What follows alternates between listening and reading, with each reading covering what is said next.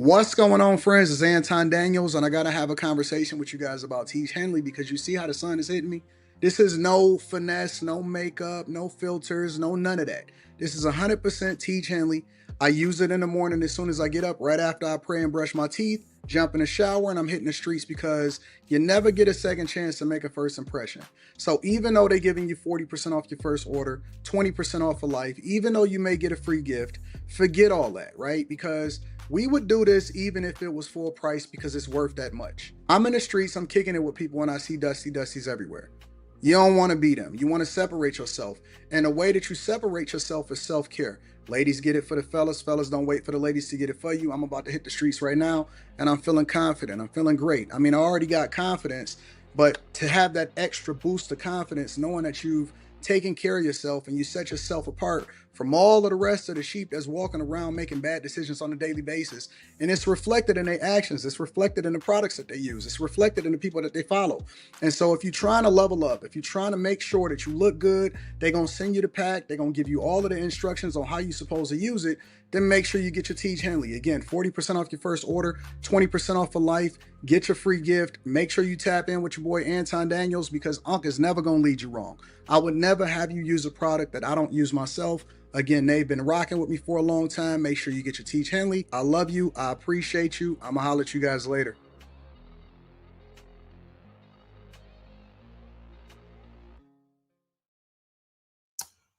What's going on? Is Anton from AntonDaniels.com. I appreciate you guys for continuing to rock with us. Thank y'all for tuning in for another edition of the Millionaire Morning Show.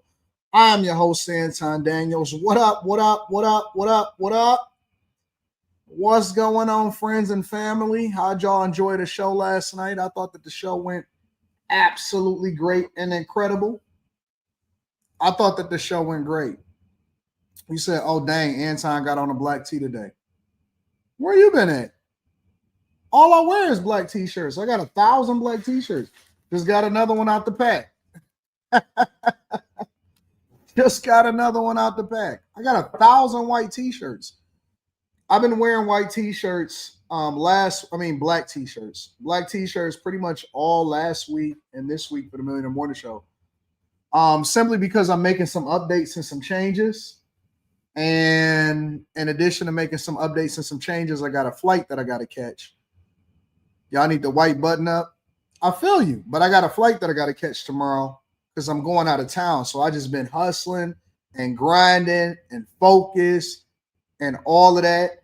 And so I threw the timestamps in the show yesterday and the Millionaire Morning Show yesterday. And then when we get back from Croatia, then we back on the on the white shirts because we're going to have everything taken care of. All right? All right. So we chilling.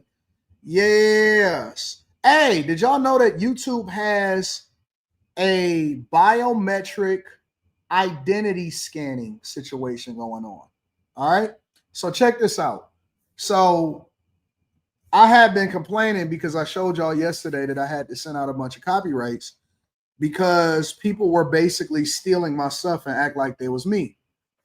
So now I had also seen a bunch of people inside of the comments, and I thought that this was something that YouTube should have solved for a long time ago because I would be seeing fake people and people that's in the comments or whatever. Instagram need to solve for this. YouTube need to solve for it. TikTok need to solve for it. Everybody need to solve for it. And so other pretty fairly large creators were dealing with the same issue.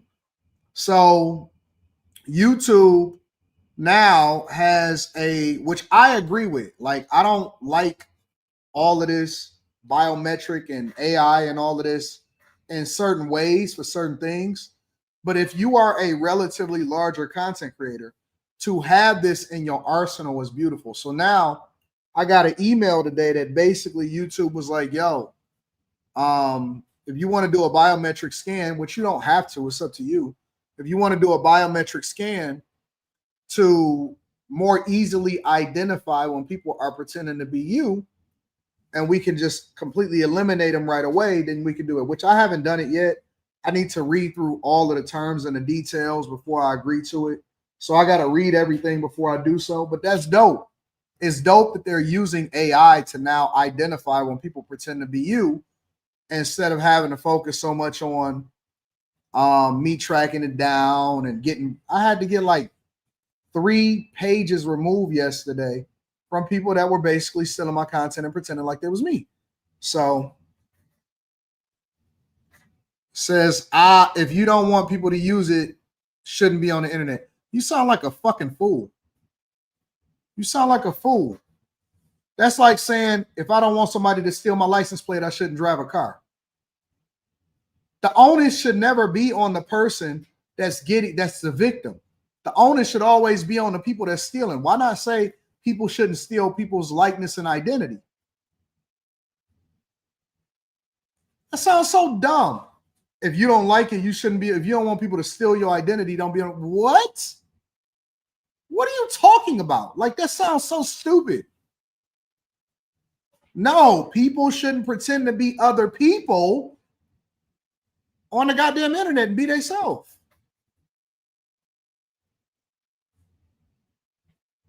All right, we're gonna go ahead and remove that. We don't listen. We done with this. We done with dustiness. We're done. I'm not arguing with nobody that I'm not getting paid to argue with anymore. That day is over. That's over. That ended when we crossed the million on the Anton Daniels channel. I have a very small, low tolerance for people saying crazy stuff at this point. And so when it gets disrespectful, then I got to go ahead and eliminate it. It's better to protect your energy than it is to sit there and go back and forth with people. You know what I'm saying? It's better to protect your energy than to be sitting here going back and forth with people. I'm not doing that no more. That's dead. Especially if you ain't got no profile picture and all of that stuff. Nah, we're not doing that. We're not doing that. If I'm gonna crash out, I'm gonna crash out for a reason. It ain't gonna be because you just dusty. You know what I'm saying? So anyway, more on that. Last night I had dropped off of the Q show last night because my internet just crashed out. So I had to call the internet people in my building. I was the first person to notice it, obviously, because I'm always on the internet. And they had to come out and fix something in the building. So it wasn't even my connection. It was the whole building. So remember when I was having problems the other day, like last week, late last week, where my connection continued to mess up? Well, they had to put in a physical fix for the entire building because I wasn't the only one. I was just the only person that said something. So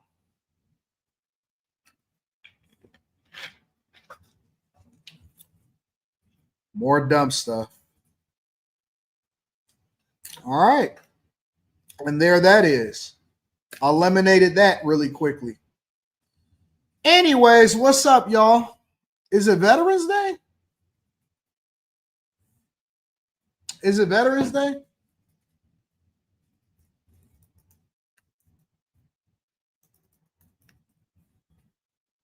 It is. It is Veterans Day. Happy Veterans Day.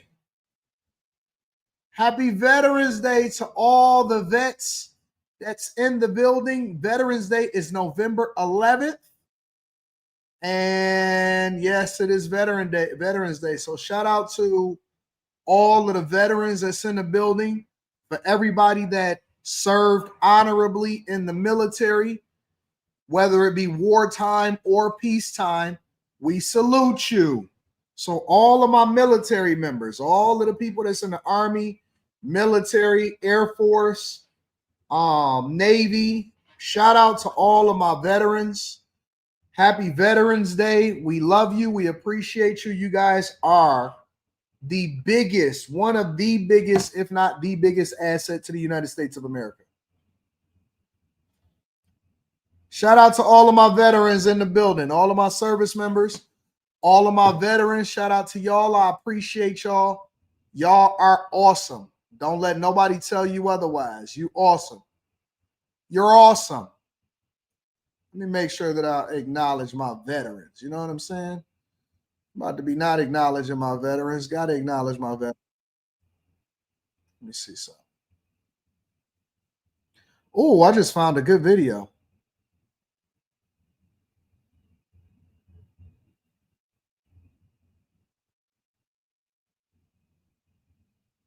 Huh. I'm going to get there. I'm going to get there. I'm going to get there. I can't wait to get there. I just found a dope video, so I'm definitely going to get there. But anyways, what's up, family? How y'all feeling? How's everybody doing today? We got over 1,000 inside of the chat. On this new software on here, you can't see how many in the chat. You got to go outside of the chat to see it.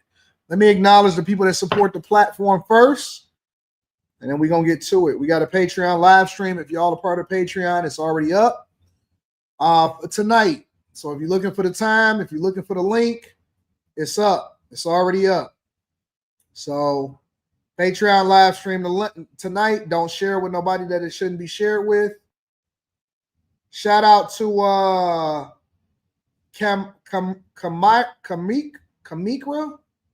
Shout out to Kamikra Roberts. I appreciate you. Says thank you. No, thank you, Kamikra.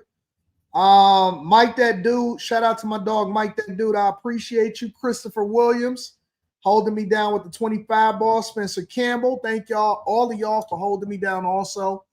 I want to give a special shout out to everybody that sent cash apps and super chats.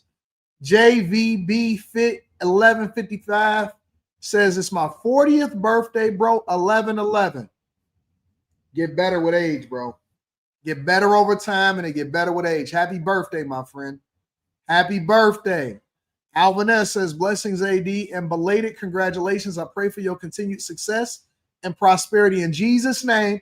Amen. I love it when people say in Jesus' name. I love it. I love it. TS Car Wash and Detail Service says, how thankful are you for where you're currently at? I'm very thankful. I'm thankful regardless of the space that I'm found in. I'm thankful because I don't have to be here and I'm very blessed. I'm very thankful. Miss Sheila says it is Veterans Day. Thank goodness this country opened up. Thank you for your content. My son served 10 years. Go Navy. Shout out to my Navymen. Shout out to everybody in the Navy. Shout out to your son. We appreciate your son. Yes. Yeah. Where's Mika at? Where's Molly at? Where Mika? What are you talking about? What? This is the Millionaire Morning Show. They probably at home chilling. Oh, I think the first thing that I want to start. Oh man, we got so much to start with. We got so much to pick from. So much to start with. So much to pick from.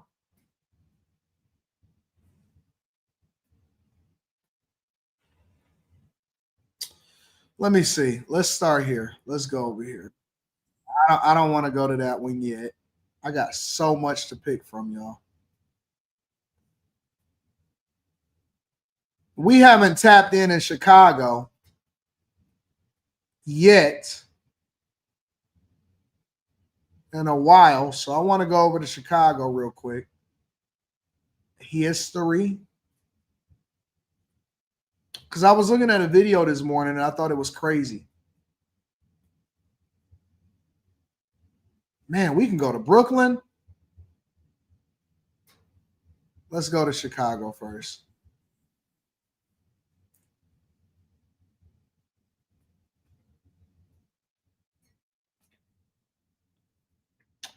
Let me share my screen with you guys. Screen exclusive.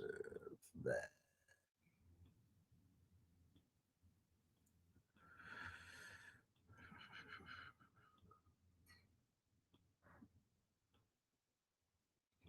Well, a stunning turn of events here this evening. All of it happening in less than a minute at this jewelry store right next to me near 26th in Springfield. Now, it is a 63-year-old man and a 25-year-old man who have died from their injuries in this armed robbery. Now, we have exclusive surveillance video from a business on this street that caught the entire incident. We'll see that where you can see a Blackhawks hoodie. That is what the man is wearing as he pursues the business. He goes inside around 5:45 this evening, and then within about 30 seconds, the offender runs outside with some merchandise from the store as two men quickly ran out after him. The altercation continued in the middle of the street with oncoming traffic, and then right near the corner of Springfield, the offender pulls out his gun and shoots both victims. That is so a couple different things to take from this. All right. So the first thing that we want to take from this is I was very conflicted when I was looking at this video, and I was trying to make sense of it because I don't believe in criminal activity. And so, I'm very, very, very, very vigilant against criminal activity, right? The other side of the conversation, though, is the preservation of life. It's the preservation of life. I'm never going to victim blame, but I am always going to say we have to be more situationally aware of the situations that we put ourselves in. Bro, if it was an armed robbery, all right, if it was an armed robbery, why are you chasing this dude outside of the store? The only thing that I could think of is either they've been hit before or they just didn't believe that the dude was really like that. He really like had either it was a real pistol or that it actually had any bullets in it. They was mad, like they were seriously mad and frustrated at the fact that the dude had walked in there. He goes inside around 5:45 this evening, and then within about 30 seconds, the offender runs outside with some merchandise from the store as two men quickly ran out after him. The altercation continued in the middle of the street with oncoming traffic, and then right near the corner of Springfield, the offender pulls out his gun and shoots both victims. That is where we have frozen the video before the shots were fired. Yeah, that's a tough one, bro. That's a very, very tough one. That's a very difficult video to watch because they shouldn't be getting robbed. All of this stops because, yeah, of course, they shouldn't be running after the person and all of that stuff. But all of this stops if you're not out there robbing people and getting into a situation.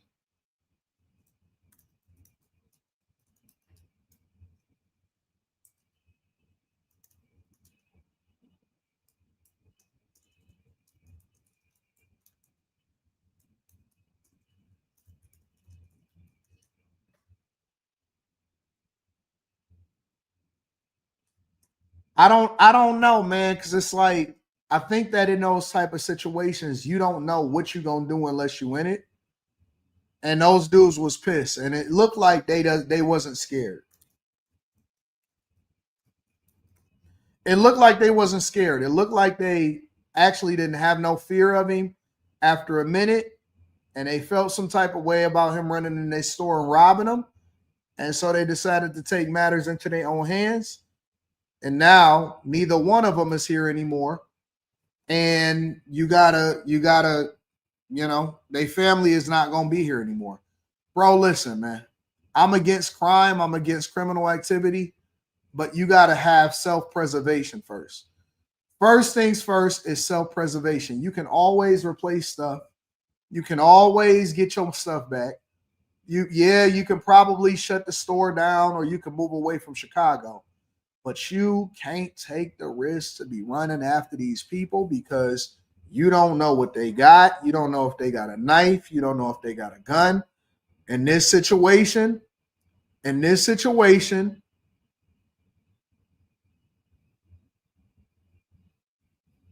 you said they probably knew him. I would agree. They probably did know him. And so it was an armed robbery. And the dudes were shot and killed. But here's the other part of it. They don't have no suspects. Nobody knows what happened. They have zero suspects, bro. Fired in between multiple vehicles in the area. Now, those two men were quickly rushed to Mount Sinai Hospital. They were pronounced dead there. The offender left the area in a white SUV heading southbound on Springfield Avenue. It was a father and a son. son. Been on scene for the last 4 hours taking in evidence at this business. There are a lot of surveillance cameras in this area. Police tell us no one else was hurt by those gunshots that were fired off in the middle of the street. Now, this jewelry store here near 26 in Springfield appears to be closed now. It does appear that the two victims who were shot and killed in this armed robbery were employees at this business. They wasn't employees. There was a father and a son. I just pulled it up. It was a father and a son. Gosh, this is so messed up.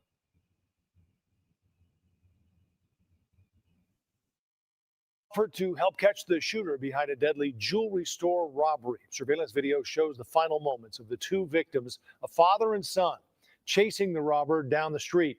The father ran out after the son ran out.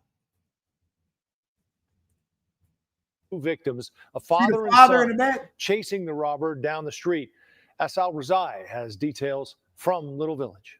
The family is devastated. They told me off camera they can't imagine how they're going to get through the holidays that are just around the corner. Business owners in this area in shock. The shooting happened in the middle of this busy street. That's messed up. There's a growing memorial of flowers and candles in front of Joyeria Angelo's jewelry store. This is where a robbery turned deadly Saturday night, leaving 63-year-old Faustino Alamo and his 25-year-old son Luis shot and fighting for their lives in the street. Here's surveillance video from a nearby business showing the moments before and after the shooting around 5:45 that night. You'll see a man crossing 26th Street. As he gets closer to the store, you'll see he's wearing a Chicago Blackhawks jersey and appears to slip a hat over his head before walking into the store. Within 15 seconds, you see the same guy stumble out of the shop. Another man runs out after him. You see them struggle into the street as cars are driving by. Moments later, someone else runs out of the store after them. The video shows them all running across 26th Street. Moments before, you hear over 20 gunshots. We're freezing the video before those shots were fired. 20 gunshots? 20? Oh, that's crazy. That is crazy. 20 gunshots? Advised now at 2600 South Springfield, there is calling for two people shot in the street. Police say the father and son were both shot multiple times, taken to Mount Sinai Hospital in critical condition, and later pronounced dead. Luis's brother tells me Luis has a license to carry and is usually armed. It's unclear if he had his gun on him at the time of the robbery or if he fired back at the suspect. Cook County Crime Stoppers is offering a $10,000 cash reward for anyone with any information leading to an arrest. That's so messed up, bro. That is so messed up. Gosh. Sheesh. That is so messed up. More than 20 shots. See, that's why I don't, when people be doing all of that tough talking and shit, when they be saying, yeah, man, you wouldn't say that to somebody's face, they'll sock you in the face. Man, listen, y'all better watch out. You better watch out, because it don't even matter what your situation is. It don't matter how big you are. Don't matter how tall you are. Don't matter how short you are. Don't matter how tough you think you are. Everybody and they mama, especially the people that you least expected, is walking around with the oust shebang on them. Everybody is walking around with a oust shebang. Almost everybody is walking around with the oust shebang. I know I walk around with the oust shebang on me. I'm going to keep me something. After I opened up my restaurant, I had to make sure that I had the oust shebang, man. And so all of that, people thinking that it's sweet out here in these streets, it ain't sweet, bro. It ain't sweet. And so people that have it most of the time for protection, they never want to use it. They never want to use it, but they will use it. They have to. They don't have no choice but to protect themselves. And it's the criminals that's willing to use it the most. Man, this whole situation is just bad. It's crime everywhere. It's crime everywhere. But for this to happen in Chicago, where the police response times are supposedly up and all of this stuff. Brandon Johnson, J.B. Pritzker, all of this community policing BS, all we lowering crime and stuff. I've been getting article after article after article about things that's been happening in Chicago for a long time now. I've neglected to cover it because we had to cover the government shutdown. We had to cover the food stamp situation. But Oakland, home of the robbers, Los Angeles, Chicago, New York, and they got budget deficits. They cutting police. Man, it's bad and everywhere. All I'm saying is be careful. Be very, very careful. Be mindful of where you go. Don't go nowhere by yourself, because it's people every day that's outside that's looking to catch somebody slipping. It's people every day outside that's looking to catch somebody slipping. And usually it's either a come up that they try to catch themselves on, or it's the most vulnerable amongst you. You can't depend on police. You can't depend on your mayors. You can't depend on nobody. You're going to have to make sure that you take care of yourself, depend on yourself, because everybody is up with it. Seriously, everybody is up with it. And we only got one life. Ain't no respawning. Self-preservation is the number one thing. Whenever I think about safety, right? Because sometimes you want to skip and say, oh, you know what? I'm going to just go out the back door. Instead of going to check the cameras before you go outside, you want to just run out. And I think to myself, 30 additional seconds could be the difference between me making sure that my family is straight or me, being a little bit more inconvenienced. 30 additional seconds. I always follow my instincts. I never move without actually praying. That's another thing. We got to start praying before we go outside. You got to pray before you leave the house. Pray that you return back home safely at night, man. Because it may not even be your fault. It may be a situation from somebody else. Pray. The prayer is an intercessor, right? And so a lot of times I might even pray that I respond the right way so that I can have the best and the most optimal outcome. I pray that I respond the right way to a circumstance or a situation. I done been in plenty of situations with a homie where he ready to pop off or he ready to go do some dumb shit. And I'll be like, nah, just chill out. Let it rock. It ain't even that big a deal. We're not even going to remember what happened tomorrow. I'm going to just go ahead. But see, it's a mindset thing. It's a mindset of, you know what? I got more to lose than what I'm dealing with in this situation. I need to go ahead and keep it moving. It's a mindset thing. And so it's bad everywhere. It's bad in a lot of places. And we got to be mindful of the people that we surround ourselves with the energy that we around. Sometimes even the people that you're around can get you into something that you don't even want to be in. They need the National Guard out there. They think that we forgot about it. Make sure you guys hit a like for the algorithm, subscribe to the channel, and turn on your notifications. Y'all want to do one more situationship crime situation, or y'all want to head over into what's happening with the air traffic controllers, politics, all of that type of stuff? Well, no, let's back up for a minute. Let's back up for a second.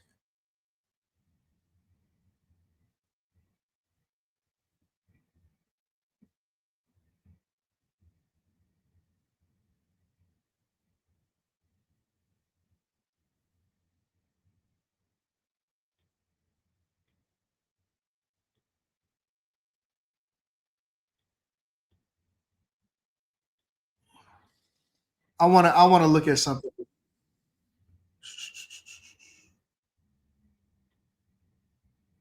Give me 1 second.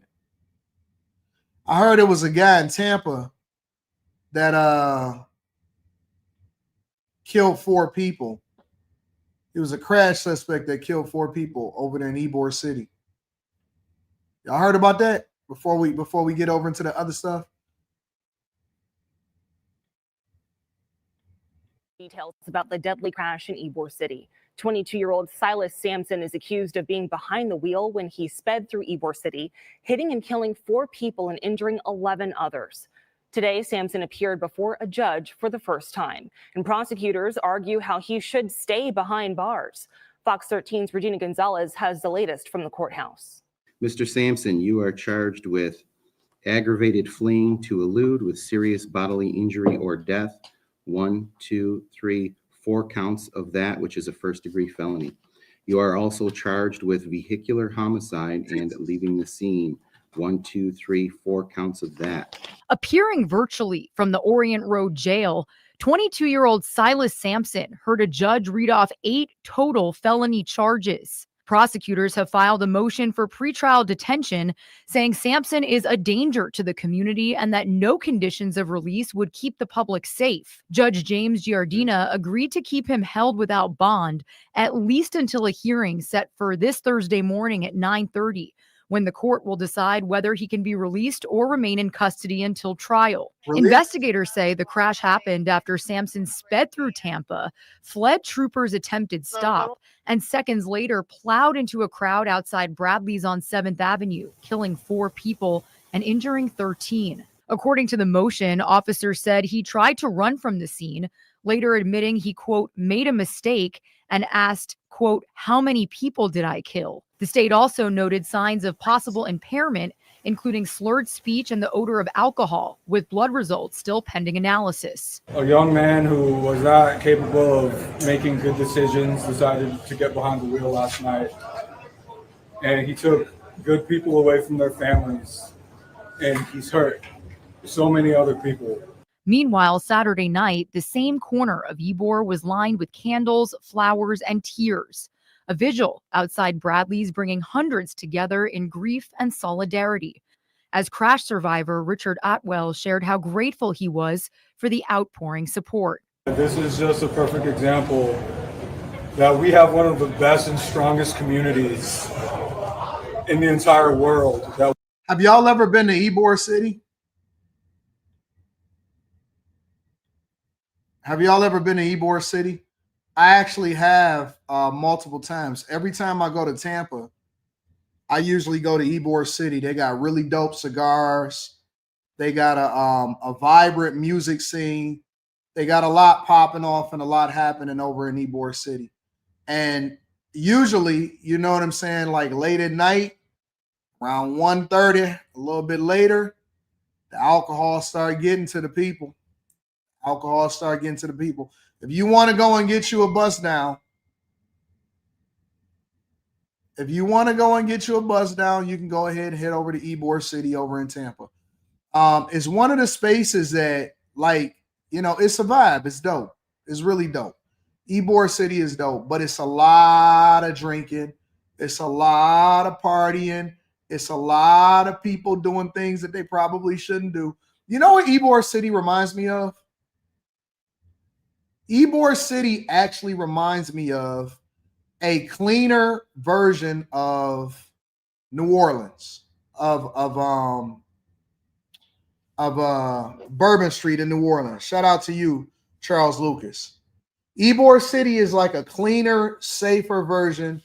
Let me see. I might even got a vlog over in Ybor City. Let's see. I done been. You know what I realized? I've been to a lot of places, bro. Was I liberal, Anton, back then? I don't think I was liberal, time.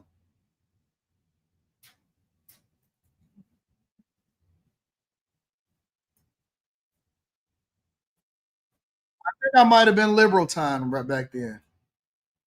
On his Anton, I'll read it sleep.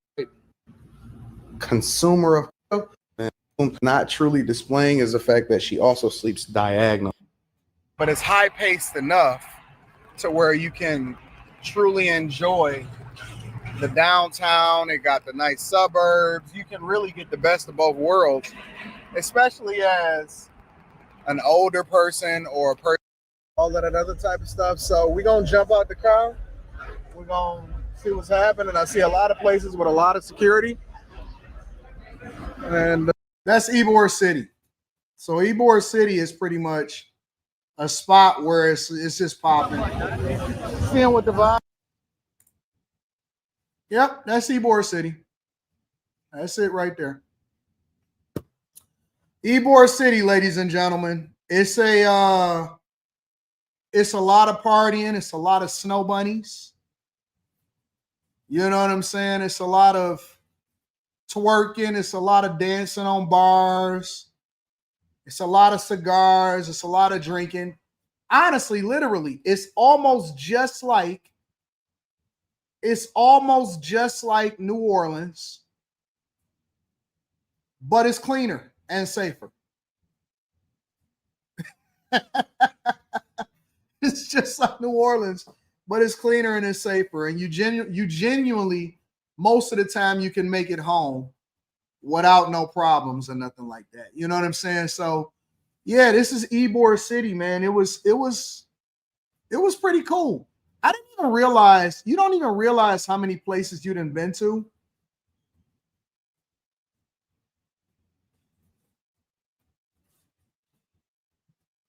Man is your spirit animal. What about the men that, see what I'm saying? It's a lot going on. A lot happening in Ybor City. Y'all got to get out the house, man.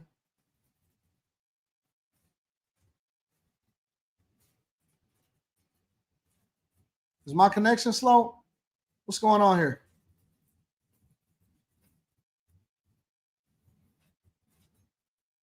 He said liberal time is crazy. Yeah, it is what it is. I don't know. But yeah, this is Ybor City. I don't know why this is frozen. But that's messed up. It is very bad that the dude actually killed a bunch of people. Welcome to Tampa Bay 28 News at 6:30. I'm Nadine Yanis. Thank you for joining us. Tonight, we are learning the driver arrested for that deadly crash in Ybor City Saturday morning was suspected of being impaired while behind the wheel. New details we discovered as 22-year-old Silas Sampson faced the judge for his first appearance this morning. He also faced his charges in connection to this crash that killed 4 people and injured 13 others. Tampa Bay 28 reporter Blake Phillips was inside that courtroom. I'm Blake Phillips outside the Hillsborough County Courthouse, where the alleged driver from the Saturday morning crash in Ybor City is set to make his first appearance in court. First case we're going to be calling today is Silas Kenneth Sampson. Sampson is charged with 4 counts of vehicular homicide following a deadly crash Saturday morning in a Bradley's bar on 7th Avenue in Ybor City. Saw the car coming at a high rate of speed down 7th Avenue. It looks like he lost control, then it jumped the curb, and then it crashed into Bradley's patio. Yeah, we got 2 that are racing on the highway now. Tampa Police's aviation unit releasing the video of the pursuit and then of the crash. We want to warn you, the crash video is disturbing, and we do pause the video before the collision. You are also charged with vehicular. Now, that's Ybor City right there. All right. It's dope. It's a really good place to live in. And it's a vibe. It's a great environment. Now imagine, because again, this is one lane both ways. One lane going this way and one lane going that way. Now imagine you traveling at a high rate of speed and there's people outside, and then you basically speeding, running from the police, and you crash into a group of people. Now 4 people are dead. No telling how many people are injured, and they lost their lives.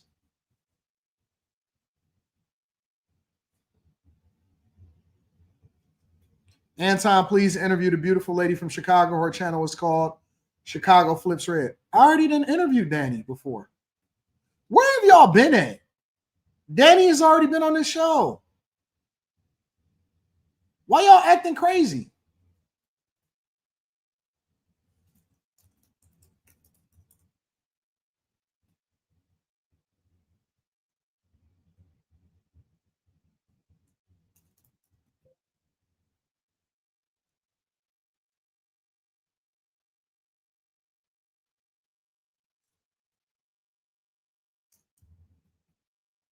I done already interviewed her on this channel before. Like, y'all must be new, bro. Honestly. Y'all must be new. So I'm going to give you grace. But yes, I've already interviewed her on the show before. She's come on the show. She's also a friend of the show. So I don't know what else y'all want me to do. All right. Go and find it in the archives. It's here. Go find it in the archives. It's here. I've interviewed her before, and we've had a good time. All right. Let's continue. Homicide and leaving the scene. In a motion for pre-trial detention filed Sunday morning by the state, new information on what happened after Sampson was arrested. In the document, it says Sampson saying he, quote, made a mistake in asking how many people he had killed before telling an officer, quote, just get me to jail. Sampson appearing virtually wearing what's called an anti-suicide smock, that green jacket you see there. A sheriff deputy in court telling us this is normal for high-profile cases when someone has just been arrested. But as for the hearing, the state again did file that motion for pretrial detention, saying Sampson poses a threat to the community, given that he is presently charged with a dangerous crime. Yeah, that's messed up, and he gonna spend the rest of his life in prison. You see how they got the women on one side and the men on the other side? You're never gonna see women again after you go down in prison, bro. You're never going to see women inside after you go into prison, bro. That's the messed up part about life. You done. You're absolutely done. I want to spin over to this real quick also before we get over into the next part of the show. 9:30 here in New York, 8:30 in Chicago, where an illegal immigrant now in custody for allegedly firing shots at Border Patrol agents over the weekend. The feds say he's an illegal alien out of Mexico with a long criminal history. Mike Tobin's got more on that. This time yesterday, we had no idea where this guy was. Mike, good morning to you. It's changed. And they say they got him. The headline in the Chicago Tribune this morning, Bill, is that Border Patrol is soon going to be leaving Chicago. I spoke with Chief Bovino this morning. He walked back that headline a bit, saying the fact that he may leave Chicago soon is possible and likely, but final plans are not concrete. And the very fact that future operations showed up in the headline of a newspaper could change things. Yeah, we get it. Anyways, nothing more to see here. The point is that I think that we just got to be vigilant. We got to be careful from the robberies that was happening over in Chicago, over to the guy that's just running into people over in Ybor City. Be careful, y'all. Just be vigilant out here. Usually crime goes up during the holiday season. So when it gets cold outside, crime spikes on two different occasions. When the first day of spring, when it gets warm outside, that first 80 degree day, it go crazy. So crime spike in that situation, and then crime spikes around the holiday season. So Thanksgiving, Christmas, you start seeing crime spiking everywhere. So just be careful and just be vigilant. All right.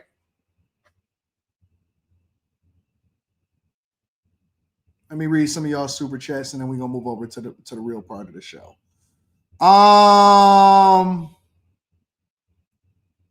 Chase Barnes says, happy Tuesday, AD and peace. I'm glad to be here while also celebrating my birthday as well. All of y'all born on 11/11?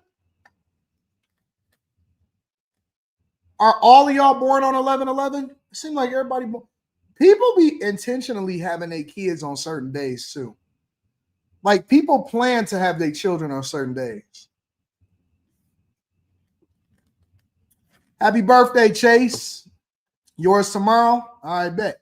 Check-in V1DZ online says your insight is unprecedented. I appreciate you, bro. TS Car Wash and Detail Service says, can you be successful without struggle?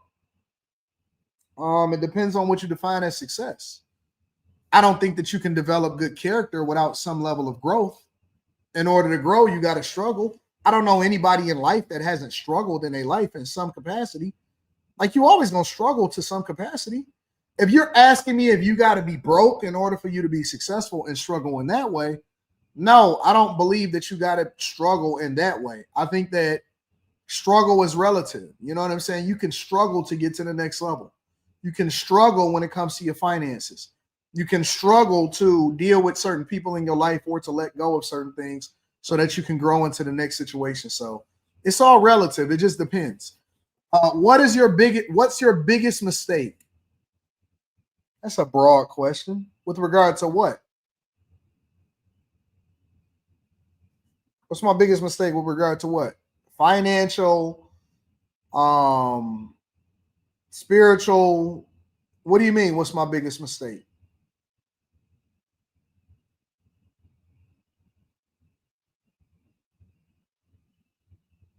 You got to give me some context. What's my biggest mistake with regard to what? What habits help make you successful?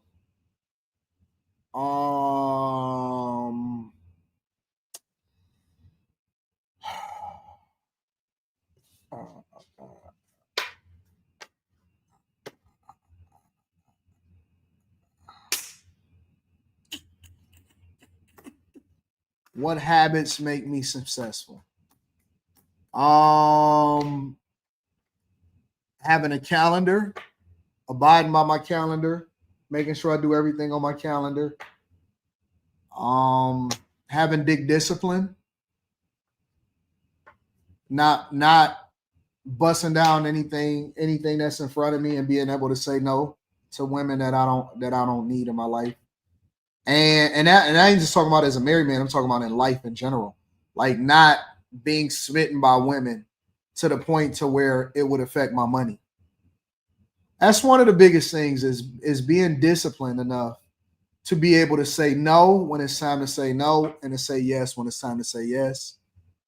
And let me see if I can come up with a third one. Sticking to what I know is the right thing to do for me when everybody else is going left. So when everybody say, no, we're going to do this, or no, we're going to go party, or no, we're going to do this, and I say, no, I'm about to work, and I'm about to grind, and I'm about to hustle. Those are some big things. Not limited to, though. JT Galloway says, what up, Anton? Always tune into the show, but never really say anything, but salute to you in the bag, Chasers. Love your work, and it's inspiring me. Shout out to the Chasers. We got a live stream tonight. Yeah. Yo, as Eric says, just wanted to say hi, AD. What up, though, bro? You used to be Rage King Leo, but now you're here. I can't think of no biggest mistakes. Because even the thing that I would have normally said is my biggest mistake actually led to my success. So I can't really think of no biggest mistakes. I ain't never had nobody pregnant that I wasn't supposed to get pregnant. I ain't never got accused of something that I didn't do. I ain't never surrounded myself with the wrong people. I ain't never been arrested for something that I wasn't supposed to be a part of. I don't really know if I've had a biggest mistake, bro. Honestly. Mr. B. Jefferson says, sent you an email, I could really use your thinking. Yeah, I think I seen that today.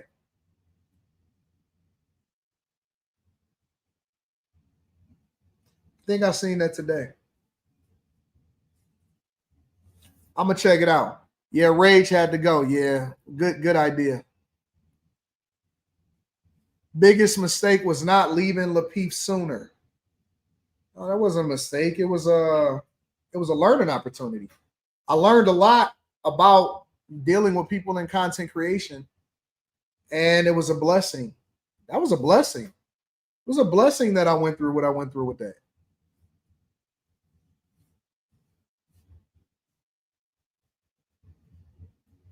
I don't know. I can't think of anything right off the top of my head.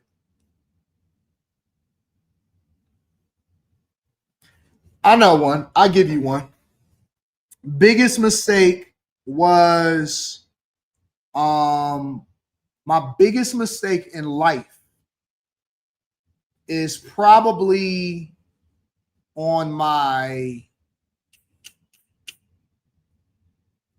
20 when I turned 21, not on the day that I turned 21. I think I had went over to Canada first. I might have been 20. And then over here. When I was growing up, they were building the casinos. And they were building Motor City, MGM, and at the time it was called Greektown Casino. Now it's changed over. They wound up being Hollywood, and then it changed to something else. And I went to school downtown, so I would always see all of it. Oh man, I just want to go in there. I want to see it. I want to see it. And I went in and I won. I think I won like $400 or something like that. $400. And I was addicted to the action. It was the action at that point. It was like, what? What? Yep. I went to Caesars. And so it was the action. But if you look back on it, like I've never been in a situation where it's affected me financially or anything like that. But I just think that I could have probably spent that money investing it more effectively instead of partying and instead of doing all of that. And then I gave it up for a while because I had to make sure that I didn't ever want my daughter to get involved in that type of stuff or whatever. But it's fun. It's hanging out. It's fun. But I wish I would have never. That's probably the biggest mistake was ever getting into that sphere. You know what I'm saying? Because you could have made way more money by just investing the money instead of having that addictive personality to the action. You know what I'm saying? That would probably be the biggest thing. No, that was not my first viral video. My first viral video was exploring the Pontiac Silverdome. I think I had done 700,000 something views on that. That was my first big video. I did like 700K immediately right after that. So, yep. Speaking of gambling, let me see something. I heard that Vegas is kind of messed up right now.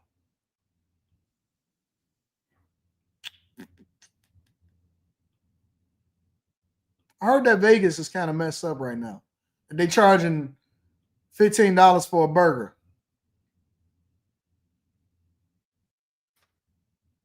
Strip become unaffordable for tourists. It's been a focus of several stories here on News 3. We've heard about the cost of parking at hotels, and that got us asking, what about food? Specifically, a simple meal like burgers and fries. So we sent our Will Silverstein to the Strip for this unscientific look at the costs. Will, you put in miles there on foot today up and down Las Vegas Boulevard. What did you find? Yeah, emphasis on unscientific as we were at the Las Vegas sign. But yeah, we walked from Mandalay Bay to Sahara and back, did the 4+ miles. And then as we got to the Las Vegas sign, we grilled the tourists on how much these burgers cost.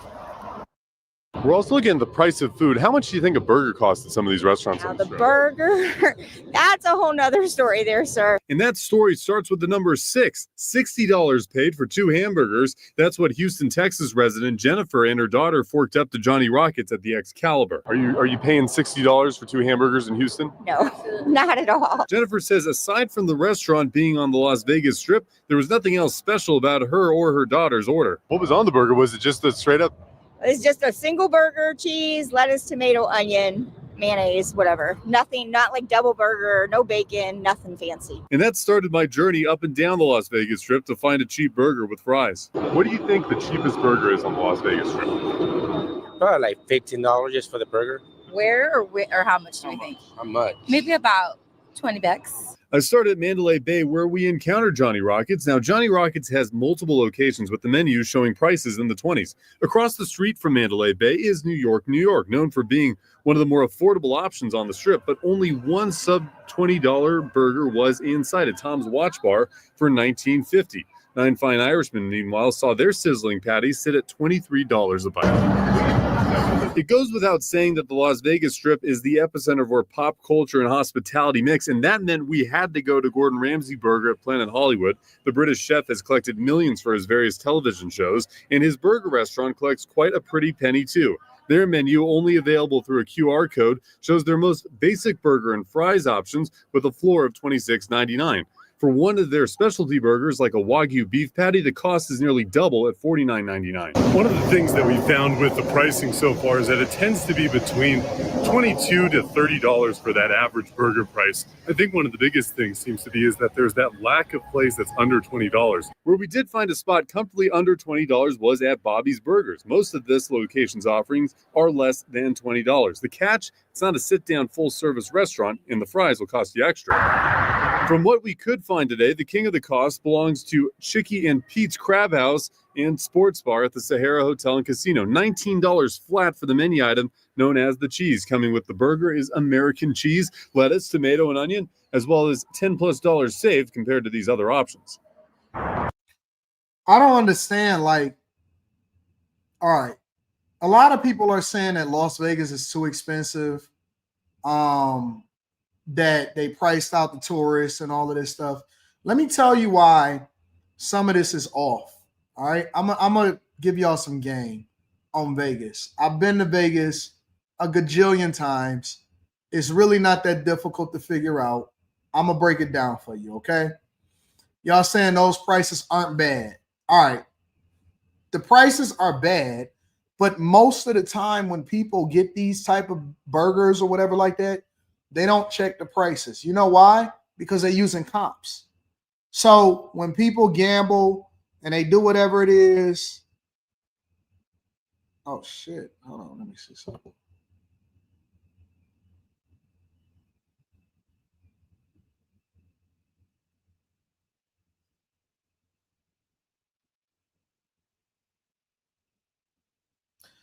All right, Michelle, I got you, Michelle. We're gonna talk about it in a minute. When people gamble, they usually get comps, right? So you use those comps for food and all of that stuff or whatever, right? But then a lot of times the tourists get caught up and they be like, oh man, it's too expensive, the food on the strip and all of this other stuff, right? But here's the other part of it. You don't have to eat on the strip. You don't have to eat on the strip. It's 1,000 places. First of all, if you're going to go to Vegas, don't just go for the strip or don't just go for downtown Vegas. A lot of people don't even know that the strip isn't even Las Vegas, all right? But even if you go downtown, you don't have to eat at any of those places. You can go and eat at other places, and then you can go to the strip to enjoy whatever it is. Go for the shows, go for the people watching, go to watch the Bellagio fountain. I know they got the F1 races, I think, this weekend or something like that coming up. I don't know. Let me see something. F1 Las Vegas. Saturday, November 22nd. So in a couple weeks, they got the F1 race, the Formula One. I might shoot out there just to see what's going on. But they have regularly priced food out in Vegas. The last time I went to Vegas, honestly, whenever I go to Vegas for an event or I go for the show, right? So I went to Vegas. The last 2 times I went to Vegas, I went and seen 50 Cent at his residency. So that was dope. And then the time after that, I went out there for a conference. No, I went out there for the CES conference, and then I wound up going to the 50 Cent show. So I went out there for a conference, and then I'm gonna probably be out there for CES this year too. And then I went to the 50 Cent show afterwards, right? So it got to be multiple different things that's happening. Then I went out there for, I don't remember what I went out there for the last time, but I went out there and then I wound up going to see La Russell, right? So La Russell concert or his show, I ain't even gonna say a concert, but for his show was lit. That was one of the best shows that I had been to. So La Russell had went out there and I was gonna go see Ross, but I didn't want to go to Dreas. And so I wound up going to see somebody, a bag chaser hit me up and was like, yo, La Russell was here. Come to La Russell. Forget that. Come to La Russell. I did see Usher out there too, but that was a little bit ago. So I went and seen La Russell, and so that was lit. So when you go to Vegas, go and do other stuff off the strip. It's 1,000 different things to do in Vegas, but people think that you can only do stuff on the strip. No, it's 1,000 different things. You can go parachuting. You can go bungee jumping, you can go paragliding, you can go on ride RVs all through the desert. You can go and see Old Vegas. You can go and see the Mobsters Museum. It's 1,000 different things to eat. So stop telling people that are not locals our secret eating spots. I love Vegas. I love Vegas. They treat me well. They treat me very, very well. But they saying that a burger is 2 burgers is $60 in some places. Man, I done spent $14, $15 at In-N-Out right off the strip. Literally. I usually stay at the Vidara. You go right off the strip. You can go and get you a burger and some fries with the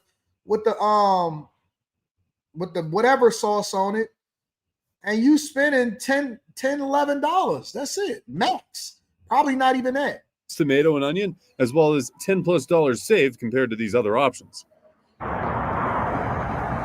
And the catch that we had today was that it had to be a sit-down restaurant. So it couldn't be that fast food joint that's at Planet Hollywood at those shops, something like that. That would be a quick and easy. I also like to go to the fights out in Vegas. So whenever they have a fight, I try to go out to the fight. I went to the Mayweather-Pacquiao fight. There are several of those options, of course, but if you want to go to the Las Vegas Strip, the thought is that you're going to be spending your time sitting down, eating with family, or for go to the Container Park too. The Container Park is dope. They got good food.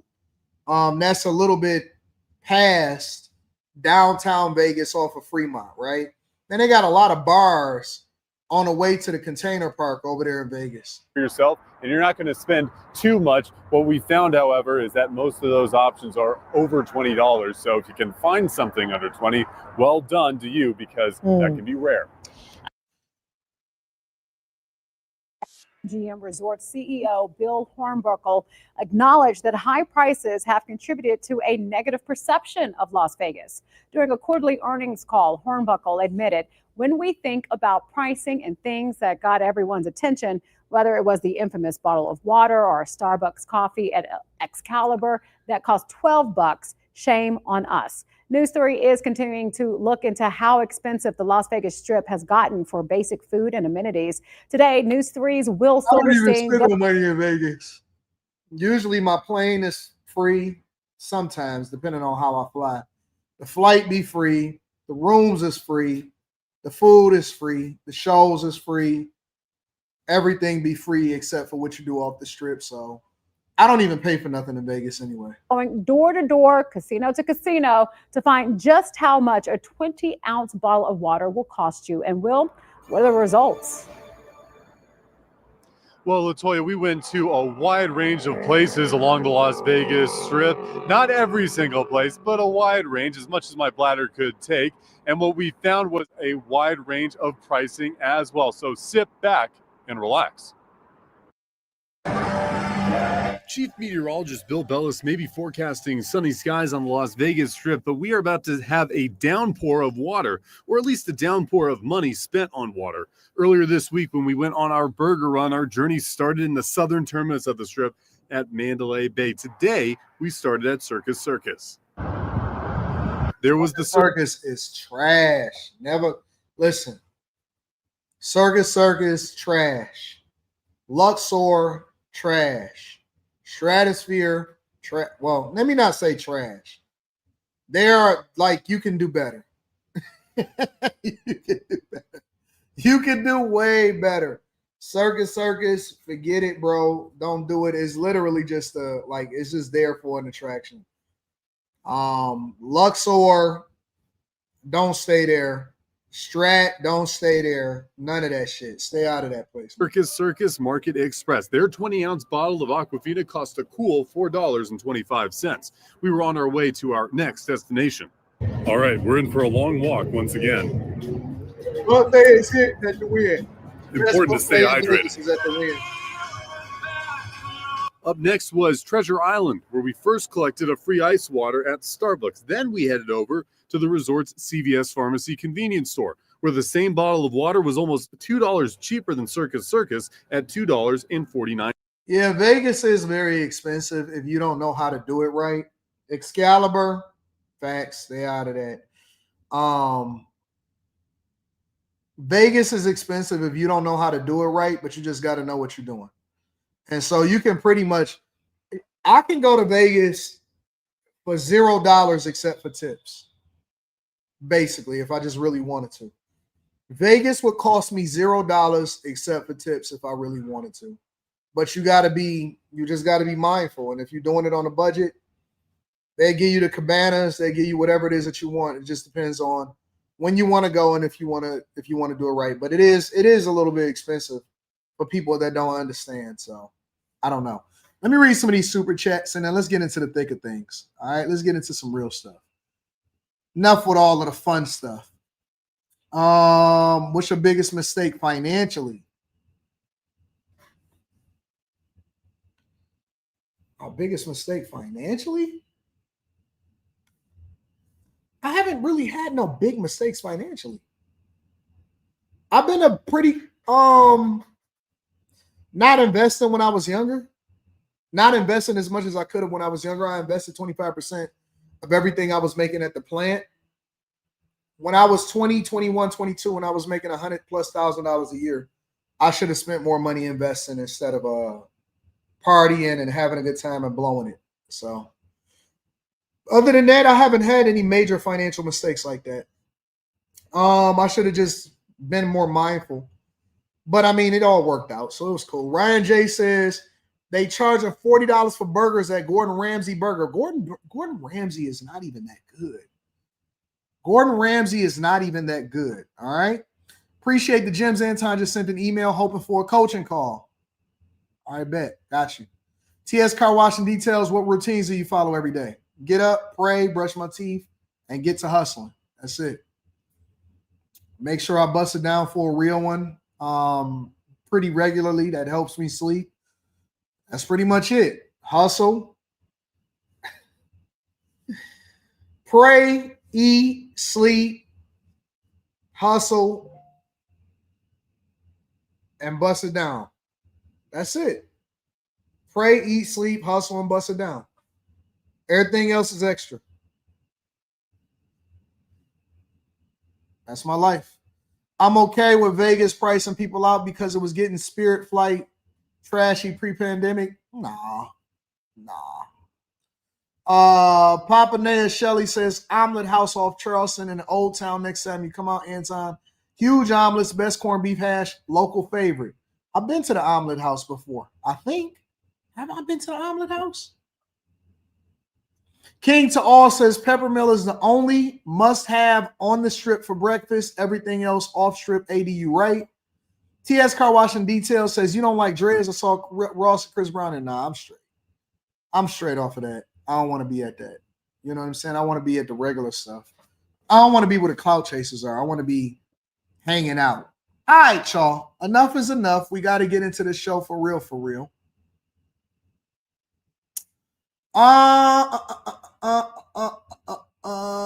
Let's get into the air traffic controllers first. How about that?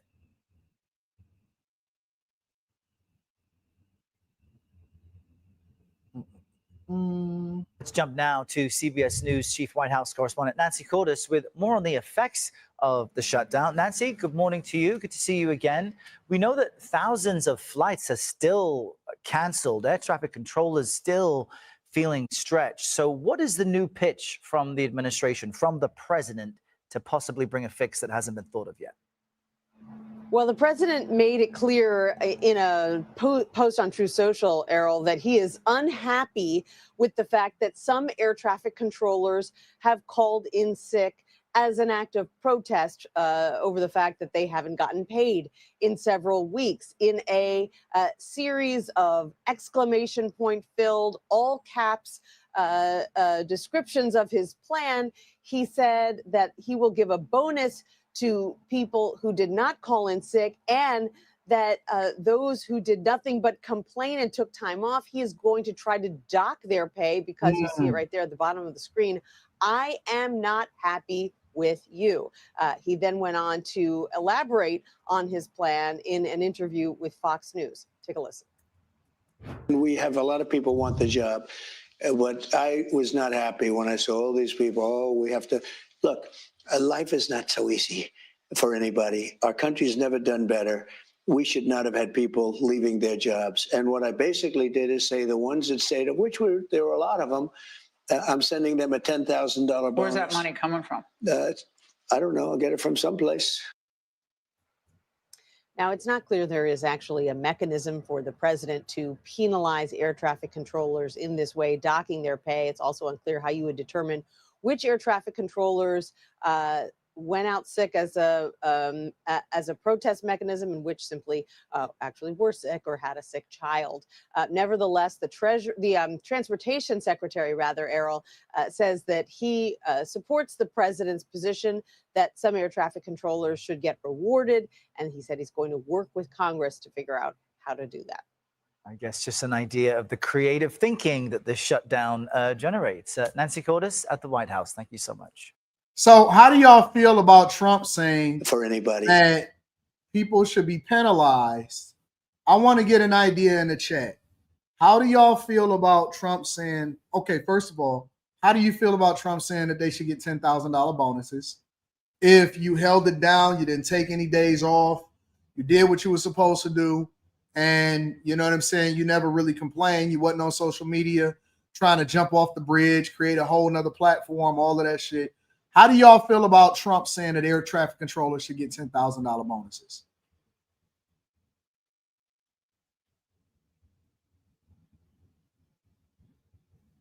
How do y'all feel about that? How do y'all feel about that? Mr. Accountability, I'm gonna address that in a second, all right? Because I already addressed that 1,000 times, but I'll address it one more time. How do y'all feel about that? Somebody says, sign me up, don't like it. I agree, people in China haven't been paid since last year and they still won't get a bonus. Cool with the bonus. I don't agree with everyone has different circumstances in their lives. Says my name is Courier. Nope, taxpayers shouldn't pay. Nobody said the taxpayers shouldn't pay. Should pay. I feel good about it. Excellent move and insensitive. We'll be offering that bonus to TSA agents. No, why you got to offer the bonus to TSA agents? Oh, wait. Just because one person get it don't mean that everybody else should get it. It's playing with them workers' lives. 100% acceptable. It's good because it had discipline. All right, so let me ask y'all another question. How do y'all feel about him saying that people that called off in protests, let me be very careful with my words. He says that people that called off in protest, they should probably be punished. How do y'all feel about that?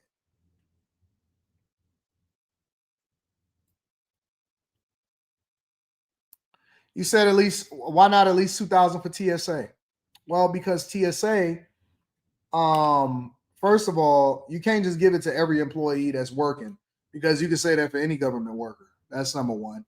Number two, I don't think that TSA is as important as the air traffic controllers.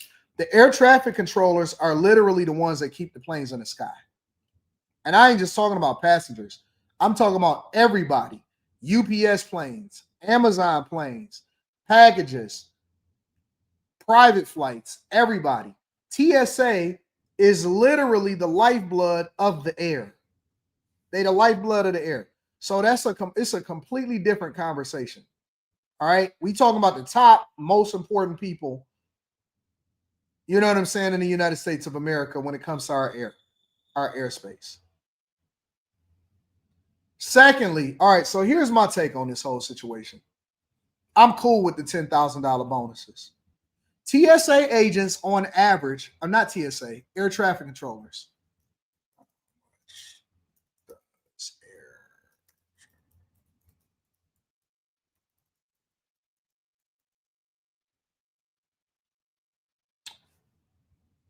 They're saying that air traffic controllers have a median pay of about $144,000 a year with the potential of earning over $160,000 with gaining experience. Some of them with overtime make $250,000 annually. So a lot of these air traffic controllers making anywhere between $150,000 and $250,000, depending on how much they work overtime. All right. And then he's saying, in addition to that, he also wants to give them a $10,000 bonus for holding it down. And he says specifically during the Democrat hoax shutdown. All right. So they make a decent amount of money. I was looking at different videos of wives and of people that are TSA agents saying what their life was like, and how things go and how difficult it is and how they have to, they don't really get PTO and all of that. Let me say this. First of all, I'm very appreciative of our air traffic controllers. Secondly, you are paid handsomely, so it's not like you're underpaid. But third, you signed up for this. You signed up for this. So I'm not going to sit here and say I feel sorry for TSA agents, because this is what comes with the job. You knew that this was a part of it. It's like our military members, right? Our military members may sign up and we appreciate them, but we also understand that it's a possibility that they can be deployed to war, which is why we give them great benefits, right? They get the healthcare coverage. They get no property taxes, depending on the state that they live in. They get paid for school. They get all of this stuff. They get all of the benefits because there's always the possibility that you may have to do something that you don't want to do on behalf of the country. You don't train just to be hanging out. You train because there's a possibility that you can get deployed. Same with the National Guard, same with our Navy, same with our Air Force, right? So a TSA agent goes into this thing understanding the life that they signing up for. And they're going to get rewarded handsomely for it. But you also sign up for this. So you can't pick and choose when you want to play your role as a TSA agent. Now, granted, I'm not saying that they don't have life circumstances, right? Their life circumstances, if you sick or whatever, you got to do what you got to do or whatever, so on and so forth. Cool. That makes sense. But specifically, like Trump said, for those that called out to protest during the time that they needed them the most, that's when I actually, you know what? That's a bad thing. If you called out to protest during this time, that's disrespectful because you knew what you signed up for. You know what you signed up for. Honestly, you know what you signed up for. If you're an air traffic controller and you making $150,000 to $250,000 a year, some of them making up to $300,000 a year, depending on where they at, this is what you signed up for. Show up. Show up. Do your thing. But now you want to sit there and complain? No, listen. You make more than most of everybody inside of the country, and you get paid for that because of what you do.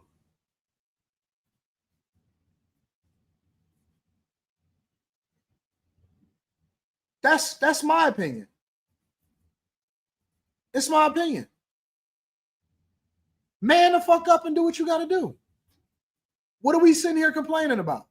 You signed up for this. Grow up.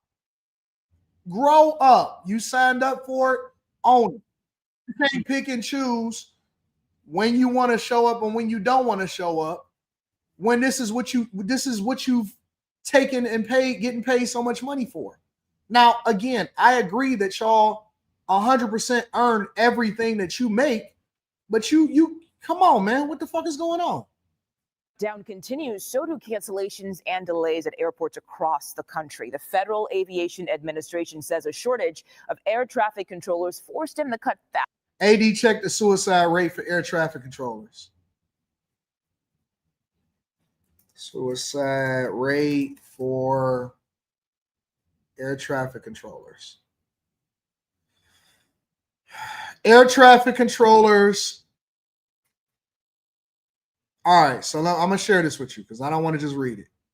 The perception that air traffic controllers have an exceptionally high suicide rate is often considered an urban legend. It's inconclusive. Although the job is high stress,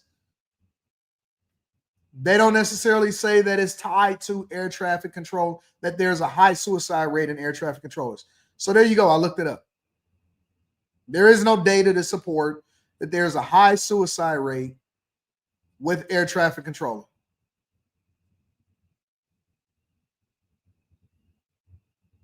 There is no data to support that. Cool? Thousands of flights just last week. Now take a look at this FlightAware misery map. Chicago, New York. Hey, hold on. First of all, shout out to Mugo. I wish I had my thing where I could hit a clap. Shout out to Mugo. Hey, did Mugo not level up and get the fuck out of Chicago or no? And she's slim, trim, got the hips going out like this. Mugo is over at CBS doing news, and she said, I'm getting the hell out of Chicago, and I'm not about to be on the streets. I remember when Mugo, we used to cover Mugo stuff. Mugo used to be outside in the snow, rain, sleet, hustling. Shout out to Mugo getting to it, talking all property, using her for her skill set. I see you, Mugo. Boston, those areas are feeling the most impacts right now. Now, we know there's several cancellations and delays nationwide. Earlier today, the president of the National Air Traffic Controllers Association had this to say. Hold on. Why y'all always got to do that? I don't understand this shit. Like, why y'all can't just let people live and give it the props? Why does everything become an appearance situation, like fake hair and all? She looked good. She looked good. Why you hating on Mugo? She fit, she speak well, her hair is done, and she looked good. Why y'all hating on Mugo? Come on, man. Don't do that, bro. Don't do that. We criticize where criticism is warranted, but you can't hate on Mugo, bro. She look good. She holding it down. She doing her thing. She running up a bag. She leveling up. She look good, bro. I'll take her out. I love me a dark chick. You know me. I like them. I like them all. I like them all. I climb that tree all day long. Say about the shortage. Air traffic controllers and other aviation safety professionals we represent have now received 2 $0 paychecks, 41 days without pay. Y'all niggas be capping. Nah, Anton, the hair is a no-no. Man, get the fuck out of here, bro. Get the fuck out of here, man. Get out of here, bro. Don't y'all know that white women use extensions too? Most of the white women that y'all think is baddies that's walking around every single day, they got extensions, bro. They got fake hair. I know y'all may not know that, but I'm going to expose it to y'all and I'm going to give y'all the truth. They all do it. They all do it. They all do it. They all do it. All of them. All of them.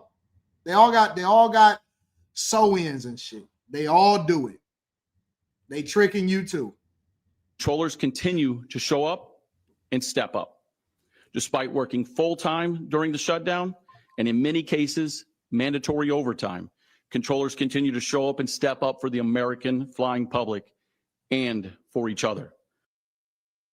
And just moments ago, President Trump weighed in on the absence of some air traffic controllers. He posted to social media saying, in part, all air traffic controllers must get back to work now. Anyone who doesn't will be substantially docked.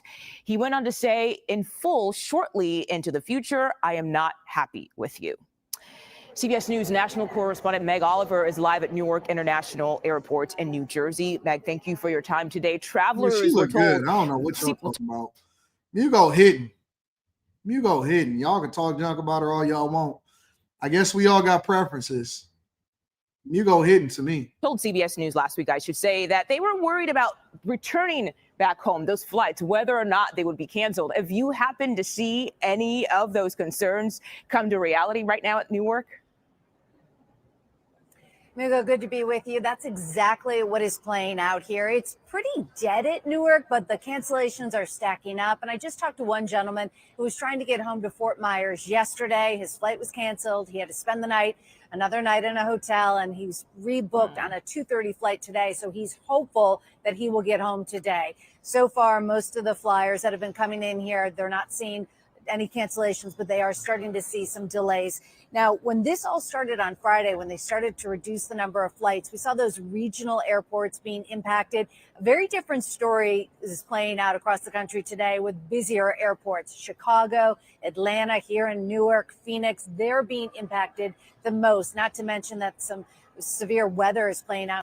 Nah, Anton can't get what you on her. I didn't ask y'all to be on the same train. I said, I'm taking it. Look, y'all, listen, y'all like to go overseas and fuck on little girls over there and shit. Like, I didn't say that. We all on different trains. We all on different trains. Like, everybody got a different preference. I like them dark, long, lanky, and shapely, and that's the trees that I like to climb. Now, I'm not limited to that, but I'm just saying, y'all can take whatever y'all want. It's somebody for everybody. I like them long and lanky and dark. In Chicago, also causing problems. So far, more than 1,600 flights have been canceled today. Not as bad as yesterday. More than 3,000 flights were canceled yesterday, but it's still early in the day, so we'll have to see how this works out. Yeah, we'll have to see. And good luck to that man you spoke about earlier. But what can people do to plan ahead of more cancellations this week? Yeah, everyone, if you have a flight through this week, airlines are telling you that you can rebook. They're waiving cancellation fees and rebooking fees. If your flight does get canceled, you will receive a full refund. But as you know, we're getting closer to the busy holiday Thanksgiving rush. So a lot of people are starting to think about taking the train or maybe a bus drive. Yeah, just be careful, y'all. The government isn't fully open yet. They just passed a resolution overnight last night, but we'll get into it. But yeah, I think that it's fine to get air traffic controllers $10,000 bonuses. And I don't like the fact that they will protest. Why would you even mess up your own money? Like, I'm not sitting at home and not doing nothing. If I'm not getting paid, at least I'm gonna get that back pay with that overtime in it. I'm gonna get that money. Make sure I hit a like for the algorithm, subscribe to the channel, and turn on your notifications. Anton, hush. We don't care what you like. You do care what I like, bitch. That's why you watching the show. That's why thousands of people every single day, thousands of people file in here because they want to know what my thoughts are, not you. They want to know what I like, not you. You just extra. You are the garnish to my plate. You're the garnish to my plate. They're here for me. You see what it says? Millionaire Morning Show with Anton Daniels. It does not say with Dusty. They're here for me. You're just you're a little speck of salt that I like to throw on the meal. That's it.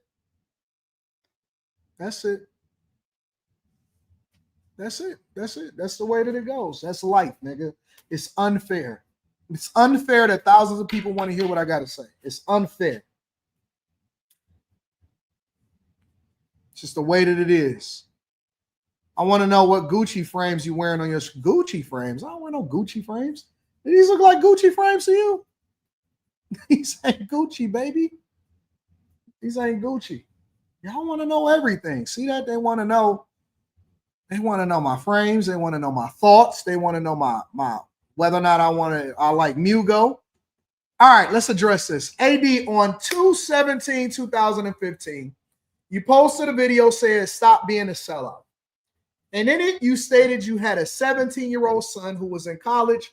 Misspeak or truth? I wasn't misspeak. It was the truth. I had a nephew who I had taken in as like a son of mine. I've told this story 1,000 times. I had a nephew that I had taken in.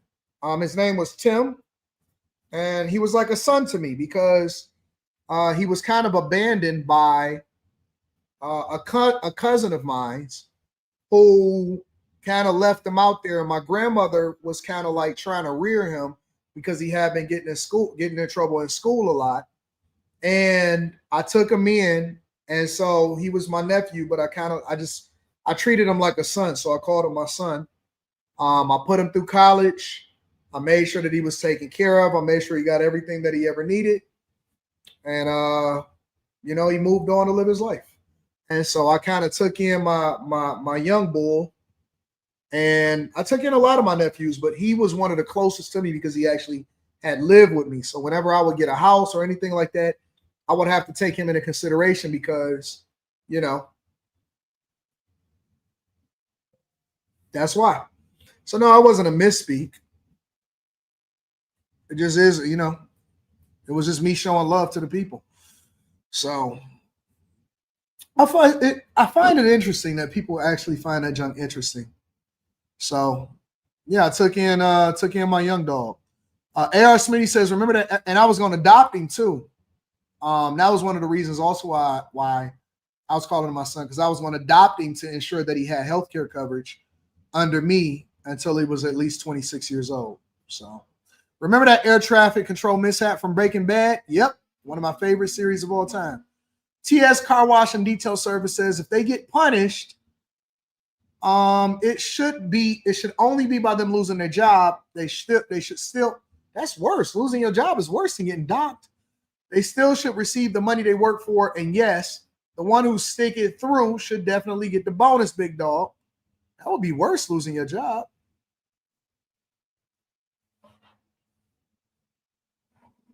That would be worse. Make sure y'all hit a like for the algorithm, subscribe to the channel, and turn on your notifications. All right, I think that was story number 4, right? Or that was conversation number 4. Something like that. All right, so we off that. Let me get this off my screen real quick. Hold on one second. Are they doing grass? It's like 30-something degrees outside. Are they doing grass out there? Hey, it's crazy. Either they doing leaves or grass. Shout out to the Pistons too. Killed Cade Cunningham had what, 42 last night? Something like that. Protesters protesting Sheen. Gen Z returning to the mall. No, I don't want to do that. Schumer. Let's go into Schumer, Chuck Schumer. So his constituents are getting louder. They're calling for him to step down. Hold on, let me get the right thing up. Let's get Chuck to the front of the congregation. See what we can think about. See what we can mine out about this. 41 days into the government shutdown, and lawmakers are finally making a big leap forward in efforts to end it. The Senate is back in session today after voting to advance a House-passed short-term funding measure. So this bill would extend government funding through January 2026 and include 3 year-long funding bills for various federal agencies and programs. 8 Democrats joined Republicans. In exchange for their votes, they secured a commitment that the Senate would vote by mid-December on extending healthcare tax credits that have been central to Democrats' demands. But remember, that legislation would also need the approval of the House. Speaker Mike Johnson said members should begin returning to Washington right now in anticipation of a vote. It's after 40 days of wandering in the wilderness and making the American people suffer needlessly. Some Senate Democrats finally have stepped forward to end the pain. Democrats have been waging this fight and will continue to wage this fight. No matter what comes over to us from the United States Senate to the House of Representatives, I don't even think that this week. The timing of the final I don't passage of the even think revised that package in the Senate remains. Hakeem Jeffries, even know what he's going to say before he says it. I think he be freestyling, and that's why he looks so inauthentic. That's why he looks so fake. Hakeem Jeffries is the worst. He is one of the worst. I don't even know how this dude is still in office. I don't know how any of these people are still getting paid. Before we do anything, the first thing that we have to do, in my opinion, is that we got to do 2 things. Number 1, we got to do term limits. 2 terms, that's it. Number 2, I believe that because that limits the corruption. It limits the corruption, and it also makes sure that we get people in here fresh face that actually knows what they're doing. And number 2, in the event of any shutdown or if any stoppage of anything with the federal government, Congress got to take that L first. In the event of any shutdown, Congress should not get paid during a shutdown at all. I don't believe in that. Until we fix that 2 things, term limits and Congress not getting paid when the government mess up, I don't even want to hear nothing from any of these fake people. I don't. This is all theater, political theater, in my opinion. It's unclear, but Majority Leader John Thune says he hopes to hold a final vote in the near future. We have team coverage of the government shutdown with CBS News correspondent Meg Oliver at Newark Liberty International Airport, covering the impact on travelers. But first, let's head to CBS News political analyst Hunter Woodall, who is on Capitol Hill. So, Hunter, walk us through the timeline here. When is the earliest this shutdown could end? Well, that's the key question here. As you heard the speaker just talk about this wilderness that lawmakers really faced in the government shutdown so far. The idea is that the Senate will act soon. There's a lot of hopefulness that the Senate, barring any procedural hurdles, will be able to pass this package, if not today, in the coming days. Now, the key question is what happens in the U.S. House? Again, the Republicans hold the U.S. House, but they've essentially sat out this part of the process because they felt like they had done their work. Now, there have been changes to the package that the Senate is working on right now, so the U.S. House will have to have a vote on this, take action, because essentially this is a short-term funding patch through January 30th of 2026. And let me throw another caveat on there. Not only should Congress not get paid when the government shuts down, I don't think that they should get back pay either. I don't think that they should get back pay. I think that they should have the most skin in the game. If the government shuts down for the entire time that government is shut down, I think that they should be docked.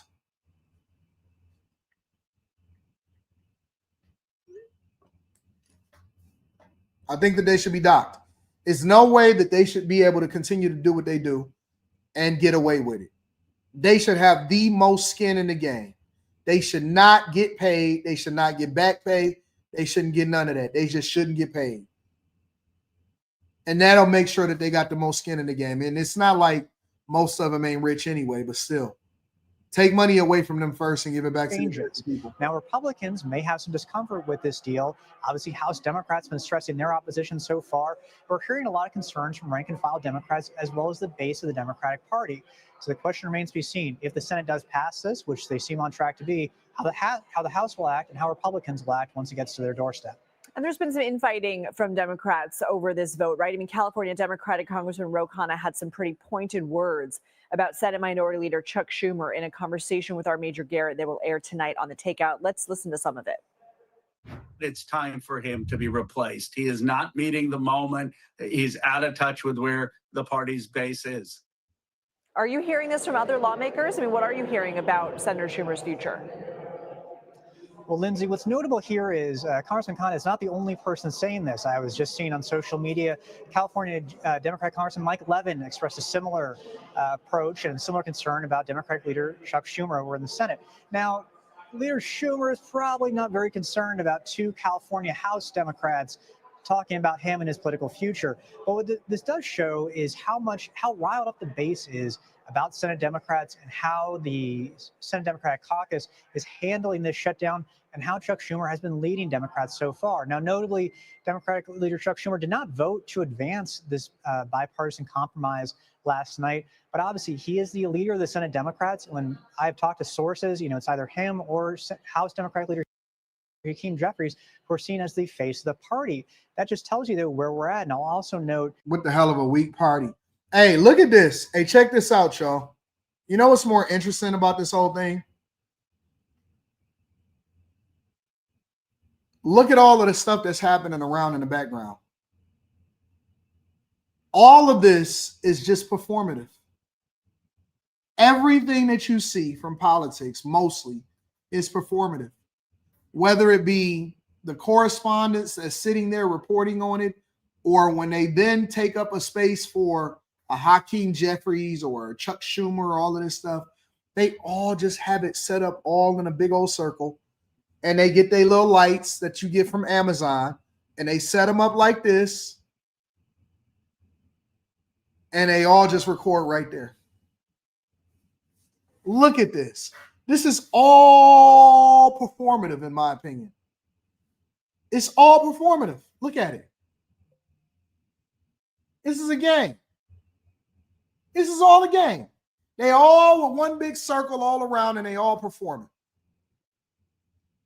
It's all a big game. Hey, can I get an interview? Okay, well, let's go set up down there and get in the circle. Let's go get in the circle, guys.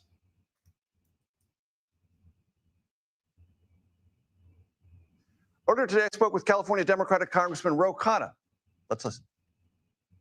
Congressman, the deal is done in the Senate. You are unhappy. How unhappy are you and why? Well, I'm unhappy because people's healthcare premiums are going to spike. Yesterday, when I was at Fort Worth Airport waiting 6 hours because of... He couldn't wait to throw Chuck Schumer under the bus. You know why? So that he can get some more visibility. Nobody cared about Roe, and now he's getting visibility. And how is he getting visibility? The same way that every other content creator gets visibility is by throwing somebody else under the bus. It's beefing. All the delays. Someone WWE. came up running to me and he said, look, my father's insurance in Arizona, who's a taxi cab driver, is going to go up from $44 a month to $2,600 a month. That is outrageous. The Democrats should have fought for some help for that taxi driver and for 20 million people around America like that. How much of this do you put at the feet of Charles Schumer, the Democratic leader in the Senate? Most of it. I mean, he's the leader of the Senate. This deal would never have happened if he had not blessed it. Don't take my word for it. Take the word of other senators who are saying that they kept Senator Schumer in the loop the whole time. Look, I've worked with Senator Schumer. He did an incredible job on the CHIPS Act, on the IRA, on infrastructure, but it's time for him to be replaced. He is not meeting the moment. He's out of touch with where the party's base is. Congressman, you know all shutdowns end, and if Republicans were adamant, as they said they were, that they were never going to negotiate over the health care part of this debate until the government was reopened, what other alternative was there? Well, I don't think that they would have been intransigent on that. Michael Lawler, a Republican, was floating the possibility of a one-year extension to the Affordable Care Act tax credits. So we wanted a permanent tax credit extension, but could we have gotten 1 year or 6 months? I think so, especially when Donald Trump was reeling. He said that he lost the election because of the shutdown. He was putting pressure on them to get rid of the filibuster. Frankly, we should have at least had them get rid of the filibuster. That would have been a better option. But so basically what he's saying is the Democrats' plan was to never give in. It was to never give in. Now, remember that the Democrats actually control the purse strings of the United States of America. So their number one job is what?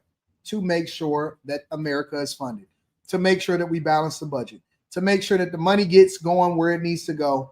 That is the Congress. That is Congress's number one goal. What he basically revealed was behind the scenes in his attempt to throw Chuck Schumer under the bus, was behind the scenes, Democrats were united in picking a cause. They picked the cause. We'll get there. Hold on. But here we got nothing. And here's the point. Obviously, Senator Schumer entered this thinking that the Republicans were not going to be intransigent. Why else make the Affordable Care Act the purpose of the fight if you thought there was no chance of success? You mentioned being at the Dallas-Fort Worth airport. Was a prolonged shutdown, meaning 45 days, 50 days, 55 days, going to be worth it, that damage and disruption to American travel over the Thanksgiving holidays, over this healthcare issue? You were willing to go that far? I believe we could have gotten a deal before Thanksgiving that would have had some extension of the Affordable Care Act tax credits, or that would have forced Donald Trump to say, let's get rid of the filibuster. This dude said they could have possibly got something done before Thanksgiving. Did you hear what he said? I believe that we could have possibly gotten something done before Thanksgiving. This dude was willing, him and all of his constituents, because I want y'all to read between the lines of, him saying that he wants to go after Chucky Schumer and all of that. Listen to the additional context. They were willing to throw air traffic controllers, TSA agents, the American economy, air, like safety, traveling, canceling flights, everything being shut down. They were willing to bank on Trump eventually getting rid of the filibuster so that he can use the nuclear option and get the government open. They never expected to win. The goal was to continue to use leverage of the people. And that's what he said. He just said it. He said, listen, Trump said that he had previously lost the election based off of the government shutdown. So he was willing to leverage your paychecks, your well-being, your SNAP benefits and food stamps, your air traffic and control, you getting inconvenience, people losing their jobs. It was people getting evicted because they didn't have money to pay. It wasn't that they was working. It wasn't that they didn't have money. It was that they wasn't getting paid for it. They were willing to leverage everything to push Trump to either A, give in to their demands, which has never happened before, right? They've never shut the government down over this dumbass issue. And they picked an issue. They picked healthcare coverage, right? They were willing to shut everything down for that or force Trump to use a filibuster. Either way, they was willing to, they basically had hit the nuke. They hit the nuke. Thank God there were reasonable Democrats that said, hey, listen. We can figure this junk out later, but at the meantime, we need to get the government open. We can figure it out we should be able to figure this out and work this out within 7 weeks. Otherwise, we can keep the government open. And guess what they got? They got nothing. They did all of that just to expose themselves, and they got nothing. They got absolute. You know what they got? The thing that Trump said that they should have did in the first place. They got nothing. They absolutely got nothing. I'm telling you, the Democrats don't care about you, bro. They don't care about you. They willing to throw you under the bus and destroy you. That's the thing that people don't understand. They truly don't care about you. And the richest people that I know are Democrats.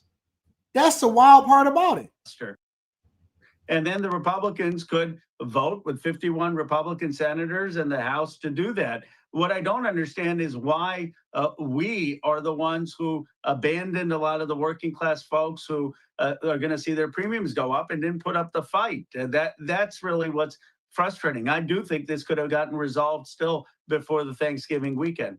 Does it astonish you, Congressman, that after Tuesday's election results, when Democrats did feel emboldened for the first time in a calendar year, this is the result? It disappoints me. It perplexes me.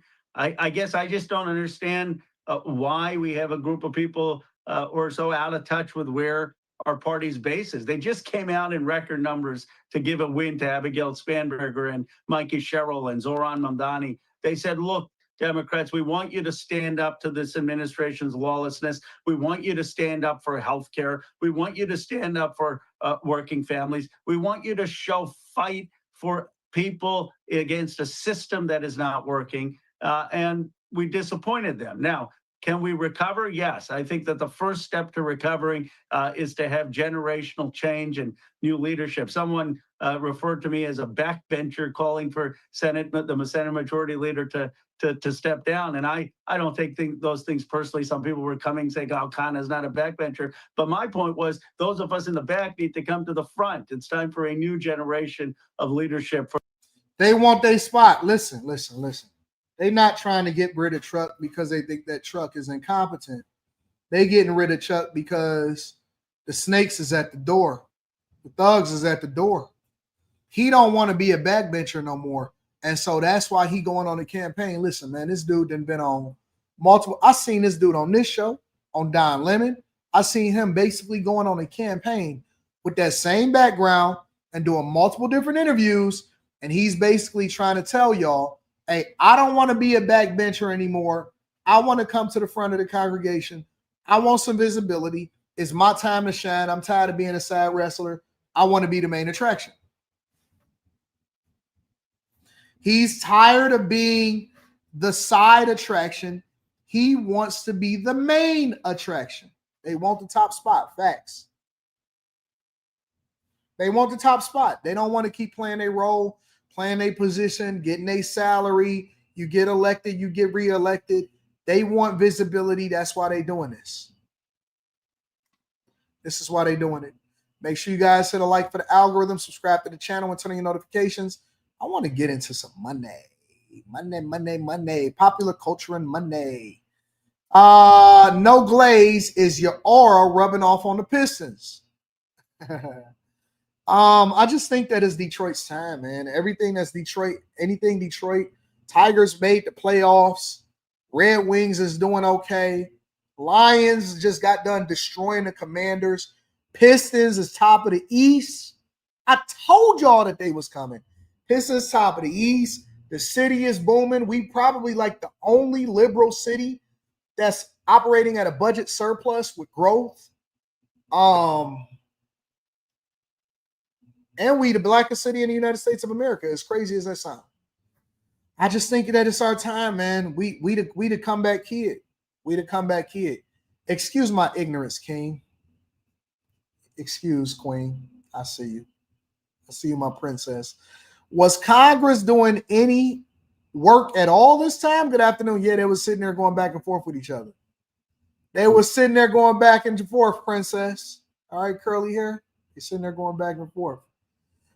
Pretty boy 79. I see you, big dog. Anton is preaching the government needs more skin in the game. And these people ain't got no skin in the game, bro. They able to do what they want to do when they want to do it.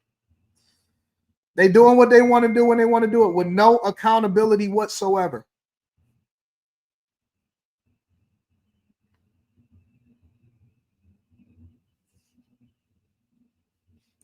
Why is my daughter asking for a Canada Goose? Ain't those expensive? How much is a Canada Goose?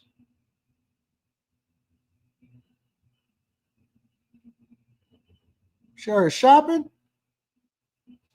Let's see what the hell is going on here.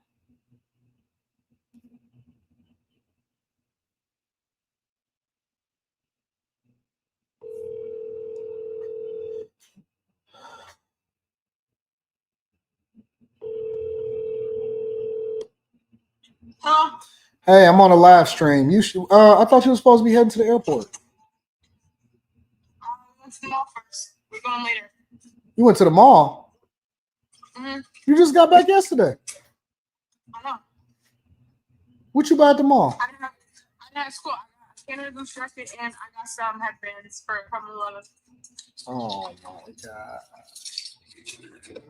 You like your Lululemon? I can hear you in that truck with the supercharger. Leslie, are you driving too fast? I'm doing the speed limit. I can hear the supercharger on the truck. Yeah, but I'm driving. Yeah, it's just yeah. Yeah, what? Yeah.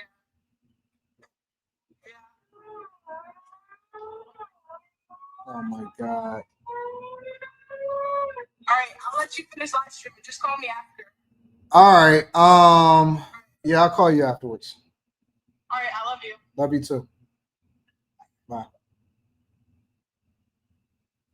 That girl love cars and trucks. She love that junk. I don't know how she got so heavy in the cars like me. I could just hear the car. Or hear the truck. She got a TRX.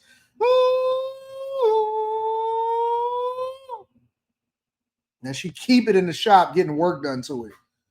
Said, bruh, you just heavy on it, ain't you? Lead foot like a mug. Let's talk about some money stuff. We talked about the 50-year mortgage.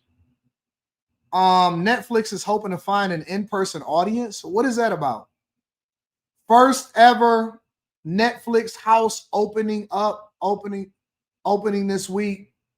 And King of Persia. What is this going on? In Pennsylvania? All right, so let's get into this.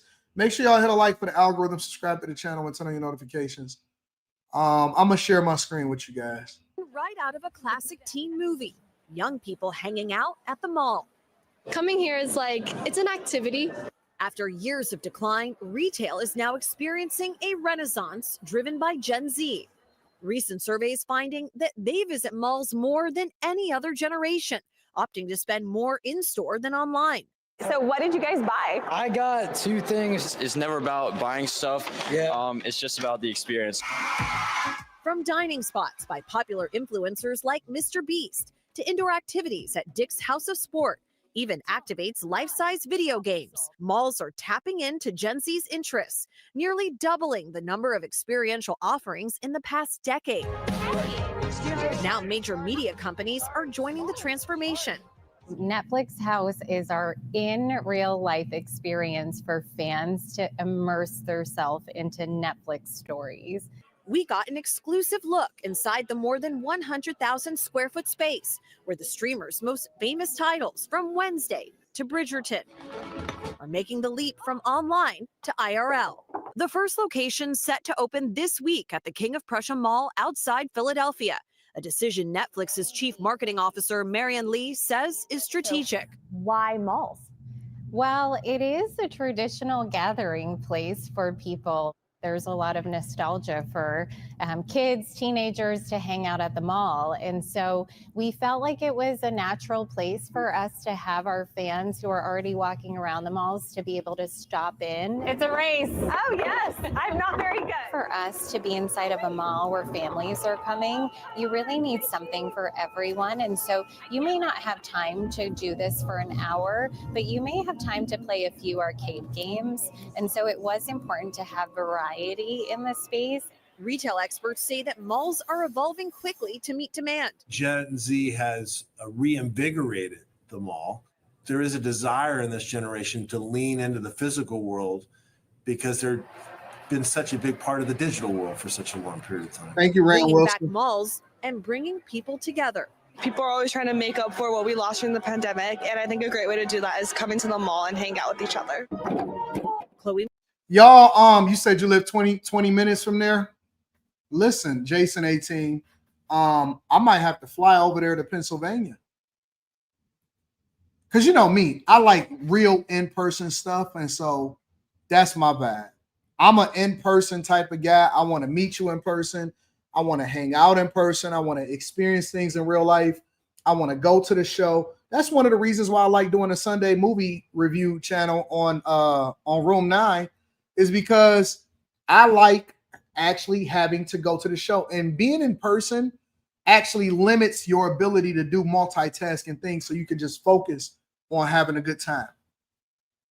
Now, on the flip side, I'm not really sure where the value add from Netflix is. You know what I'm saying? I don't get it. Are they doing this and then it's generating more revenue because people are actually tuning into the shows?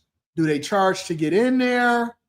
You know what I'm saying? Like, I don't know where the value add is. If I'm looking at it purely from an entertainment perspective, that's one thing. If I'm looking at it from a business perspective, that's a whole nother conversation. I don't understand where the value add is. First ever Netflix house in the world is opening here at King of Prussia Mall for the public on Wednesday. But tonight, they're expecting to welcome some of the biggest stars from their series walking this red carpet. Now, we got a peek inside of this immersive experience. We'll show you what you can expect, but also how these experiences are really the actual stars is going to be walking the red carpet. That's dope. Changing the way people interact with and spend time at the mall.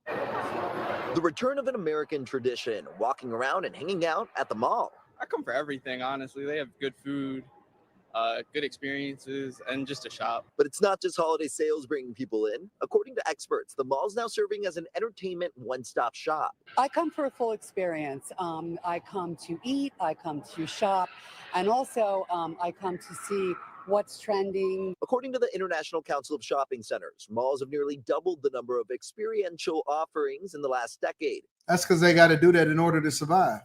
If a mall wants to survive, they have to rethink everything. It can't just be about shopping. It can't just be about adding stores. It has to be an immersive experience. And this is actually a good idea. Like, you know, malls having arcades, malls having bowling, malls having whatever it is, a movie theater attached to it, all of that stuff. Honestly, I think that the real experience with everything evolving and going into AI, with everything going online, I think that the real experience is an in-person experience. I'll give you an example. Women today, because they've been starved of attention in real life, and it doesn't necessarily translate what they experiencing online versus real life. They excited when somebody gives them a compliment or talk to them in real life. They get super excited when somebody talks to them in real life. You know why? Because everything has become so digital and so immersive when it comes to our online experiences. So when you actually interact with people in real life, that's the real experience now. We now going back to the opposite, right? It's like records, right? Like vinyl. Vinyl is a profit generator for most artists. Like people love records, record players, throwback, anything old, anything in person, real life. That's the real experience now, and I'm here for it. I'm with it. I love to see it at Somerset. Actually, I love to see it at downtown. Anything that you can actually get your hands on, physical, going in, touching, talking, all of that stuff. People have become so immersed in e-commerce that the luxury, correct, Azriel, will be in-person experiences, in my opinion. That is going to be the real play. The in-person experience is going to be the real play.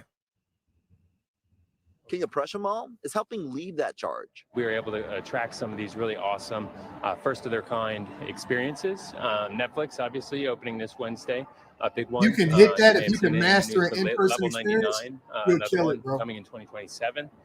Dick's House of Sport.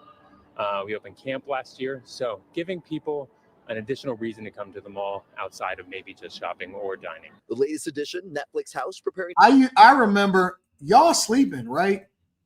Y'all talking about FYE. FYE wasn't as good as Blockbuster Music. Some of y'all see y'all missing it. Blockbuster had a music store, if I'm not mistaken. We used to take a trip as a crew.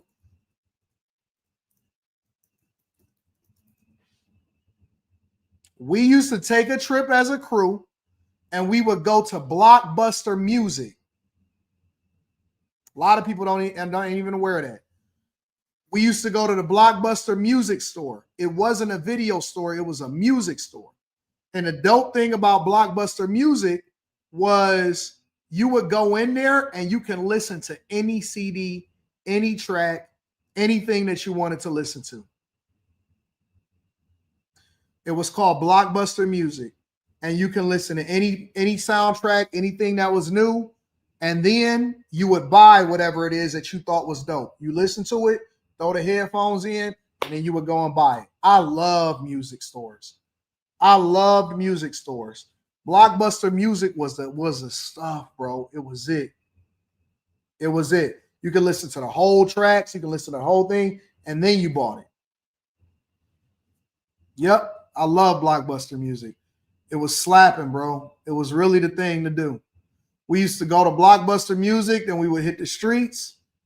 And then after we hit the streets, hopefully you can bag you some numbers, and then you set up your weekend. To open its doors to the public on Wednesday. The immersive experience is free to enter and has food opportunities, shopping, and ticketed games that put people in the middle of their favorite Netflix series. For over 2 decades, right? Fans have let us come into their homes and entertain them. And now we thought, well, why not bring them over to ours? And Netflix House is a place where this offering will change throughout the year. We're able to really move at the speed of those stories and keep up with what fans love the most and deliver it to them and give them their hero moment. Netflix says it's opening in Dallas this December and adding a Vegas location in 2027. It's a place you can come back time and time again. I'm still trying to figure out what a value add is. Where's the money that you can make in it? I don't understand it. I'm all here for it. I can't wait to visit it. Probably go to the one over there in Pennsylvania. How close is that to Philly, though? How close is it to Philly? I would love to know how close that is to Philly because I'm off New York. So I don't plan on ever going to New York unless I have to go to New York for business. But I'm off New York. So I'm wondering how close that is to Philly.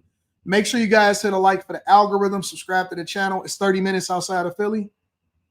Subscribe to the channel and turn on your notifications. I just seen something pop up on my algorithm, so we're going to review it together. First of all, shout out to Rand Wilson. I appreciate you, Rand, for holding me down and everybody that hit me up on Cash App. Your Cash Apps and Super Chats are not required. I want to say that, all right? Not required. I've never asked anybody to hit the Cash App or hit the PayPal or do anything when it comes to a super chat. That's all based off of y'all. So I always like to acknowledge the people that hold me down and show me love. And so I'm always going to acknowledge y'all, but it is not required. I just want to let y'all know I appreciate you. All right. Did you see Jasmine Crockett had a white woman kissing her feet? Man, what are y'all talking about, bro? No, I ain't seen no junk like that. Josh McLean says, what up, chasers? Yo, Tom, what's your thoughts on fixing flips paying out of pocket? I don't like flipping. Never been a fan of it. Never been a fan. And let me tell you why I've never been a fan of flipping. It's because I feel like people skimp and they don't do the real stuff that needs to be done to fix up the properties. You know what I'm saying? They don't fix the properties. They just try to put a cosmetic blend over it and they do the basics to get past, and then they sell the properties and they do homeowners bad. I'm one of the people that actually believe in doing good business, bro. I believe in doing good business. I don't think that people do good business a lot of times, and that's not to say everybody, but I don't think that people do good business when it comes to fix and flips. I don't. I think that they do cosmetic work. It's a lot of bad contractors that's put a lot of bad things in. And so I don't like it. I don't like it at all. I just like doing good business and putting the money in and doing it the right way. So I'm not a fan of it, bro. I'm really not a fan of it at all. TS Car Wash and Detail Services. Look at the success of Mall of America. Shout out to you. AR Smitty says, wish Fairlane still had a theater. Wonderland Mall used to have an arcade and play area. Northland Mall had Jeepers, tons of fun as a kid. Yeah, we had a lot of fun. Mr. 15150 with the super sticker. I appreciate you. Thank you, my friend. I just got to do good business, man. I got to do good business. The one thing that you've never, ever, and if it was a thing, then you would have heard it by now in my more than a decade on the internet with me using my real name and everything, right? If I had ever done bad business, if I had never paid somebody, if I had swindled somebody, like you got to put my name is on the line on this stuff, right? If I ever had a rental property that, I was a slumlord and stuff, it would be nothing for somebody to go on the internet and say, oh man, this content creator, Anton Daniels, he did us dirty. So I have to operate way up here. I can't do stuff the same way that everybody else do it because my name is on the line and I'm a businessman. You know what I'm saying? So I think that your name means something. I've always done good business. I've always made sure that people that I was supposed to pay get paid. I've never, ever done bad business in my life. Ever.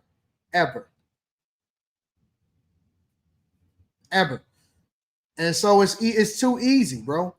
It's too easy for somebody to come online and say, oh, he did this, or I don't like this, or whatever, so on and so forth. So I gotta be above board. I gotta do my stuff with a level of greatness and expertise that other people probably wouldn't put into their stuff. And so I'm very careful about the things that I do. It's this guy named Jacob Owens. And it says, I sold all of my investments to pay off my home. Let me get a screenshot of this nigga so I can throw him on the lower third. I want to see what he got to say. Make sure y'all hit a like for the algorithm, subscribe to the.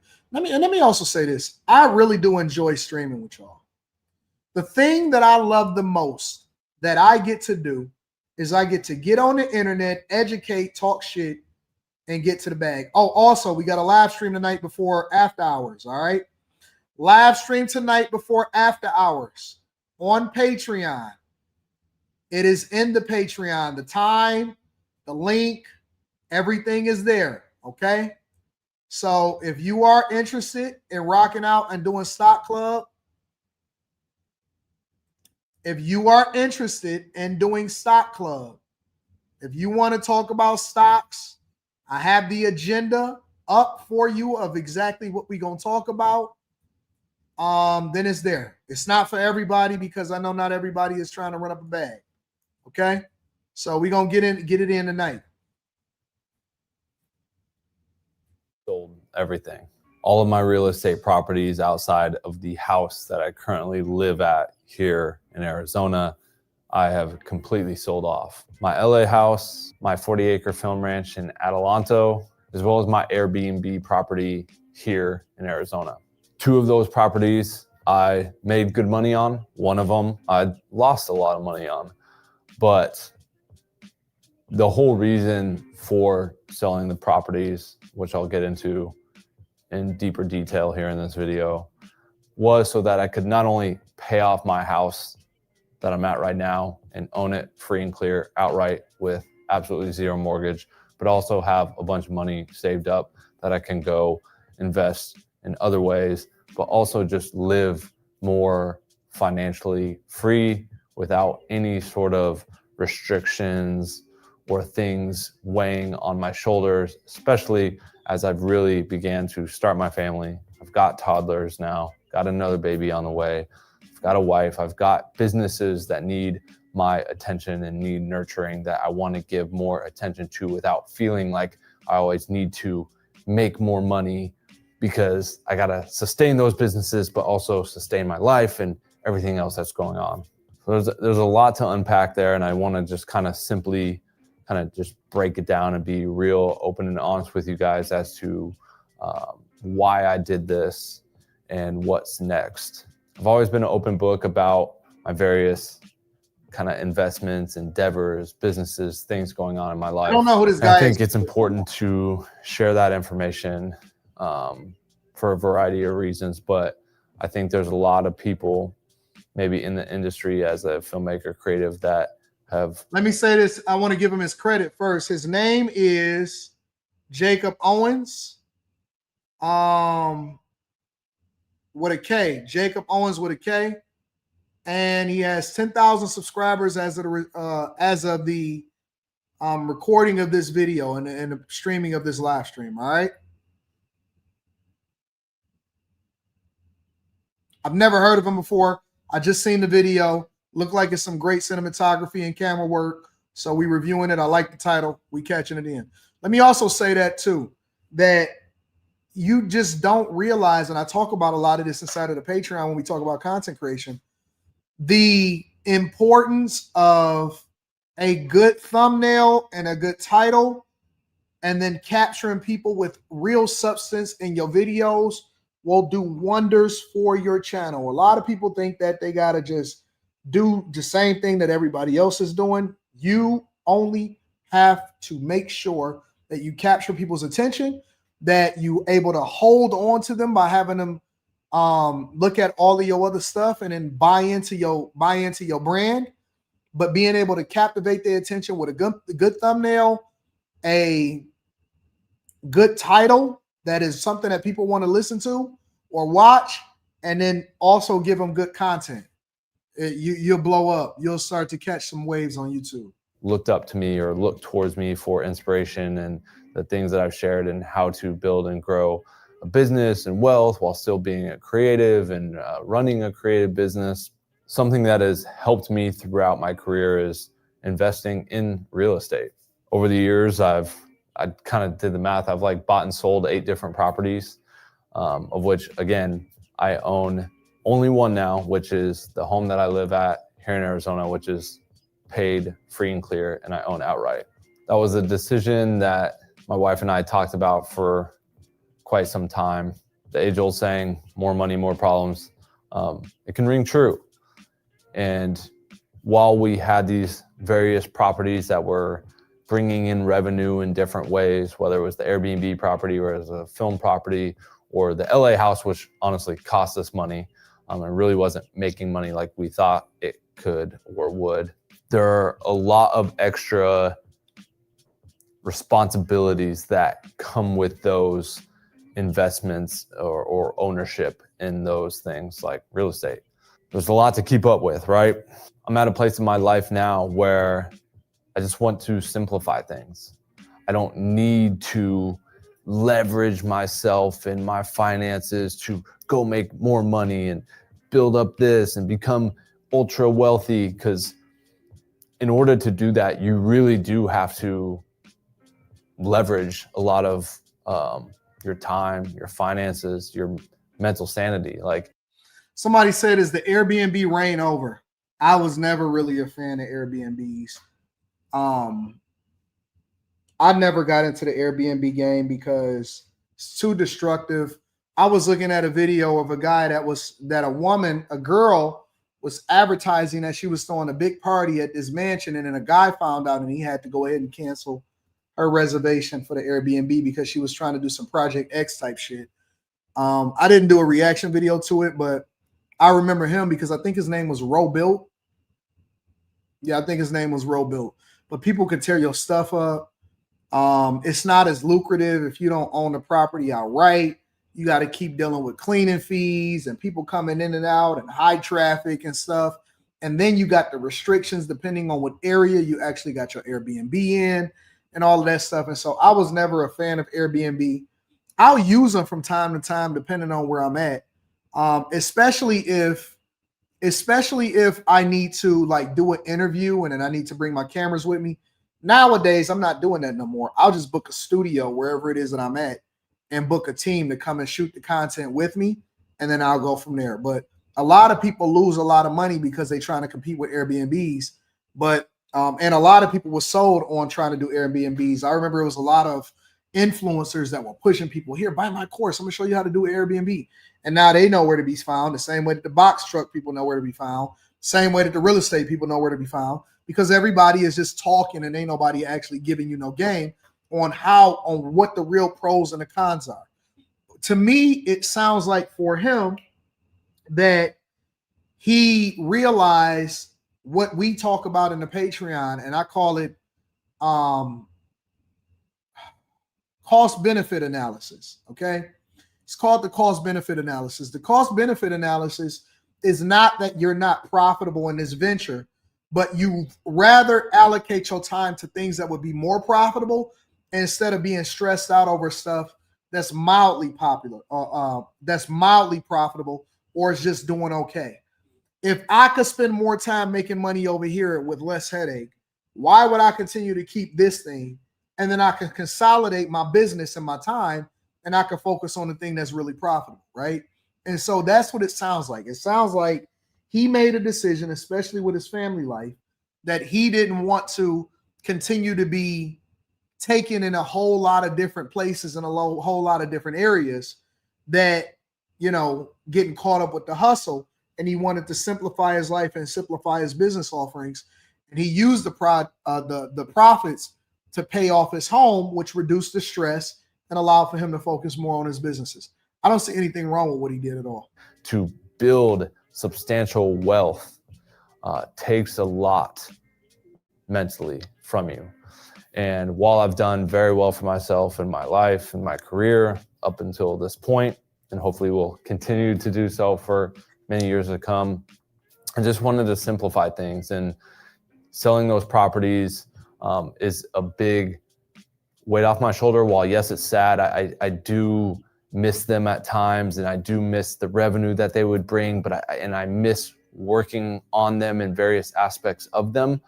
What I don't miss is the freedom to not have to worry about any of those things, and to focus on what it is that I want to focus on, which is my current businesses, Prism Lens Effects and our film studios, and my family. Like I said, I got twin toddlers at home.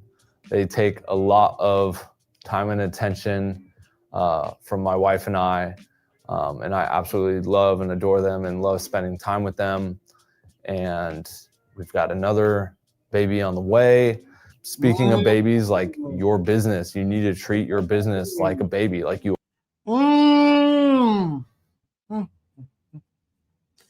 That is the dilemma that men have. I would bet, I'm willing to bet, that this decision was not all his. And I'm just guessing.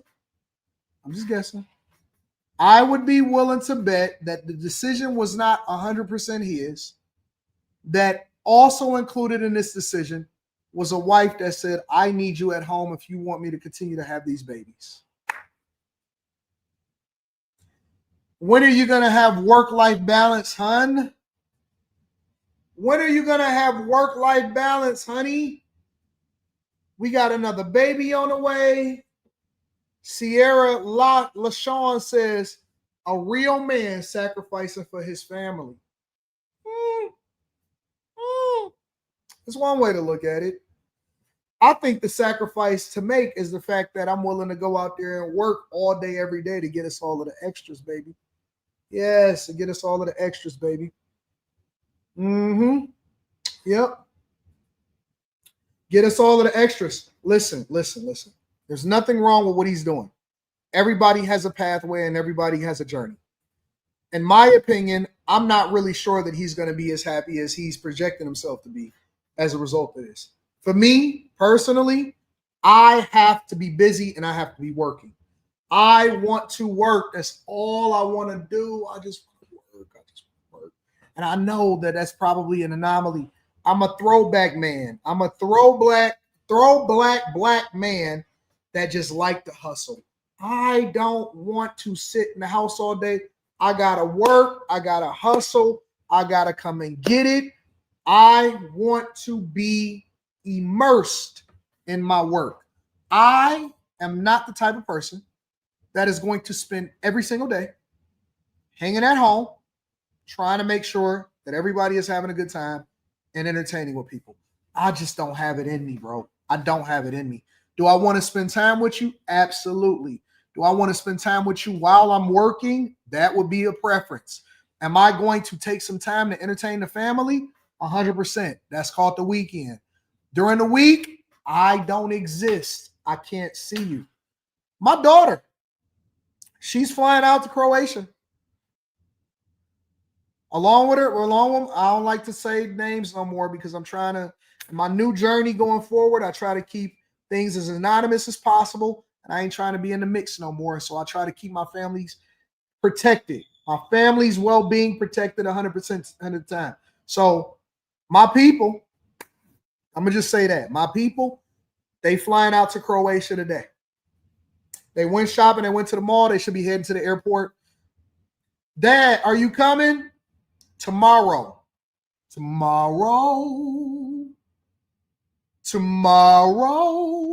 I will be there tomorrow because I got stuff I got to do. They starting a deck on the property today. I got to go and inspect the other one that they redoing. I got a live stream. I got to go and sign a contract. I'm supposed to go and meet with the people over at Bedrock. I got stuff to do. I will be there tomorrow. But guess what I did do? I made sure that they had a bed. They got beds. They flying Delta One. They got all of the amenities. They got drivers. They got everybody to take care of them. So I'm going to go and hustle the extras. And then I'll meet y'all there and a day later.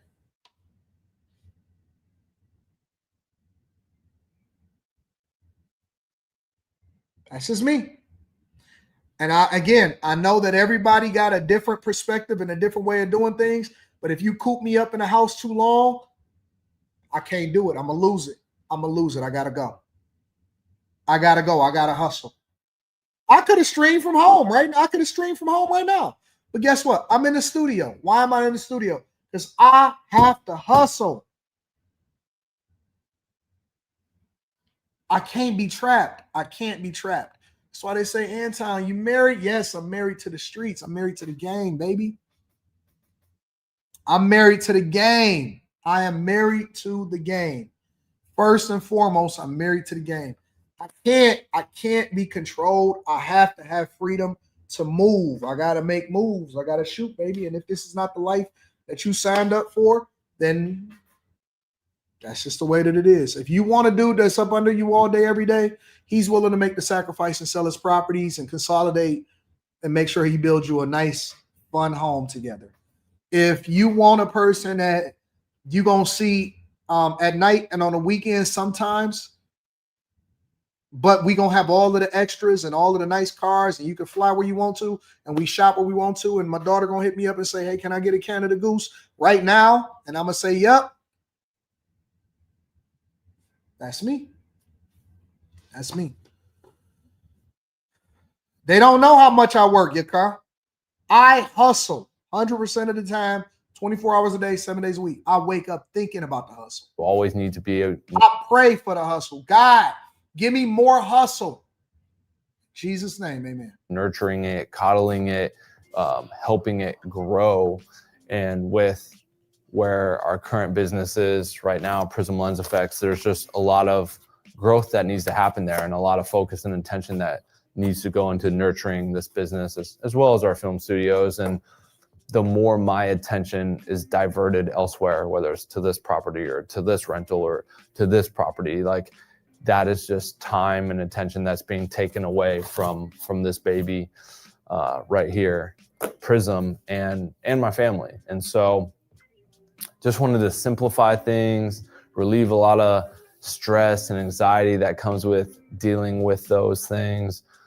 Like I said, 2 of the properties were way up in value. I made good money on over the years. They were smart investments. They've risen quite significantly in the equity that I had in those properties. So selling those allowed me to pay off the current mortgage that I have on my house in Arizona. He didn't do anything wrong. I just wouldn't be able to do it. Free and clear. And yeah, now I essentially am living completely mortgage free. What is most people's biggest anxiety, stress, money drainer is, a mortgage or rent, right? That's usually everyone's biggest expense. Now I don't have that. Now I could take that money and use it to go on more family vacations and trips. Like we've been traveling a lot this year and have big plans to travel a lot next year. And so not having that worry or burden of like, oh, we got. Somebody said, is streaming considered a hustle? Well, let me check my payout. Let's see. Whatever make you money is considered a hustle. Let me see. Anton Daniels channel, Millionaire Morning Show.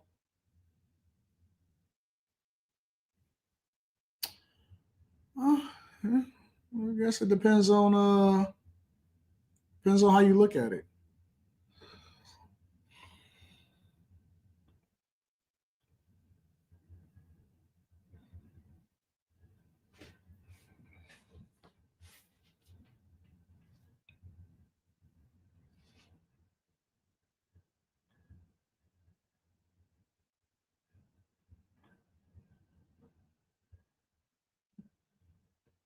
I don't know. What do you think?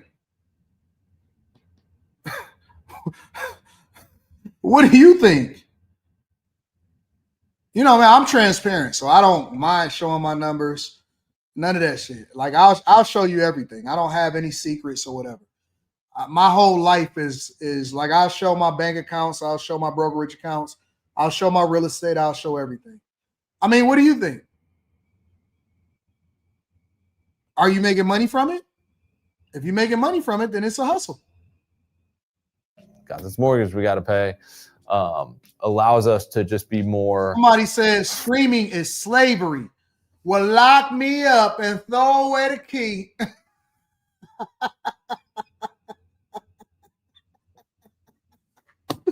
Well, lock me up and throw away the key then, nigga. No, you know what slavery is? Poverty. Poverty is slavery. Being poor, not being able to do what you want to do when you want to do it is slavery.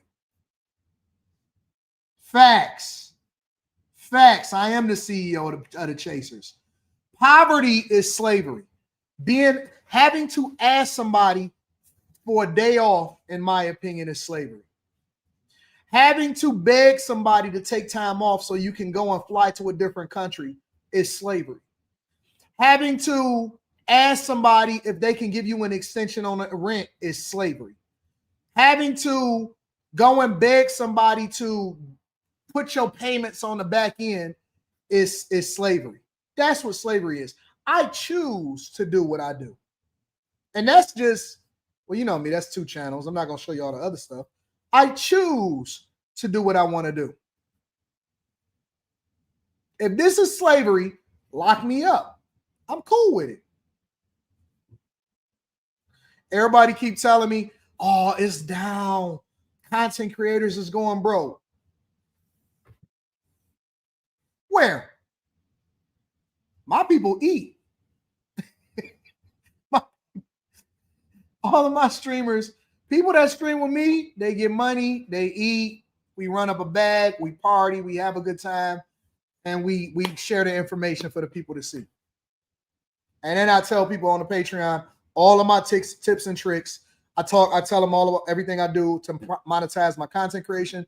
I tell them how I monetize real estate. I tell them how I manage my portfolio, my brokerage account. I show them the receipts. I do everything that I do. Always a Dusty. Always a Dusty. That's cool though. That's cool though. I'm with it. Lock me up and throw away the key. Lock me up and throw away the key.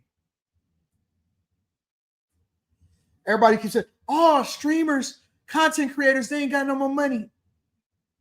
I ain't never not ran up a bag. I've been doing this shit for 12 years. I've been running up a bag. I ain't never had a year that was less than a year before. I've always grown at least 25 to 50% every single year. I ain't never had a down year.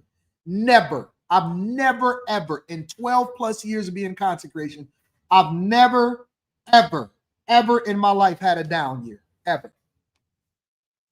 Ever. But it's what you make of it. Are you good at what you do? Or are people just over there? It's so funny. People sit there and say, well, what would you be without money? I would be you. I would be you. What would I be without money? You. What are you talking about, nigga? Free with our finances. If we want to go do this, take this vacation, take the kids here, spend money on this, whatever it is, like there's just not a lot of stress or worry that comes with those. You could be a slave. You could be a millionaire and still be a slave to the dollar bill. And you could be poor and still be a slave to the government. Because I've seen all 42 million of you motherfuckers asking for government assistance and handouts. How about that? Great stream, sir. Jacob, I think you're doing a really good job. Shout out to you for paying off your home. But let's have a real talk. I seen 42 million of you motherfuckers begging the government for food stamps. So don't miss me with your slave talk. Nigga, y'all real heavy on this slave shit. You real heavy on this slave shit. But I seen women left and right. There was no shortage of women saying, oh, please give him my government food stamps. Oh my God, you gonna let kids go hungry? But you know what I was able to do? I was able to go to the grocery store and buy groceries for motherfuckers, for single mothers that was out there looking distressed.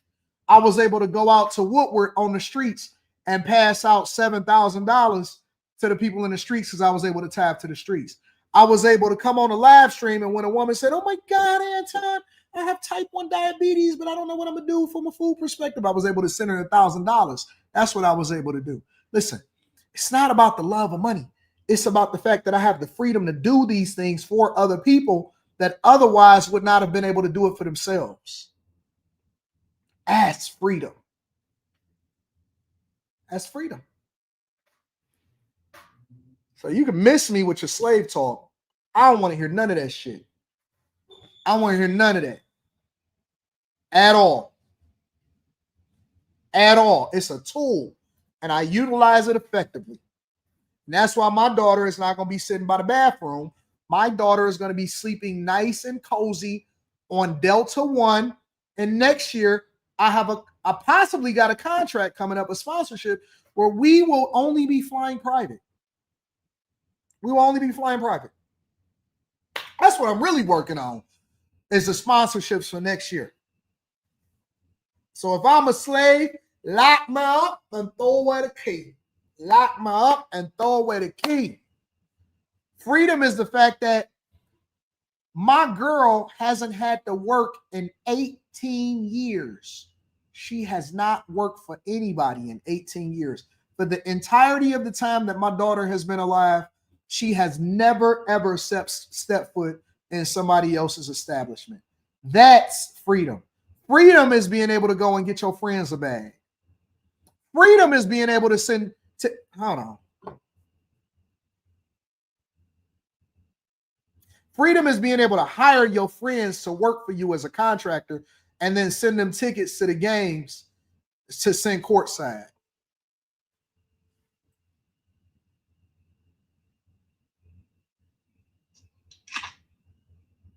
What up, dog? You get the courtside seats? Yes, sir. All right, bet. So you got the parking ticket too, right? Yeah. Yeah, so you could just go straight into the tunnel, and then you could just park right into the deck, and it'll take you on the bridge. You can go right downstairs, go all the way to the bottom floor. That's where the Players Club is, and then you go in. All food, liquor, everything is gonna be on me. All right, bet. Good looking. Shit. Yeah, man. Take the wifey. Have a good time, bro. Yeah, I appreciate that because I was like, hell yeah, this is something this is a good little day night right quick. Yeah. Get her to shut the hell up.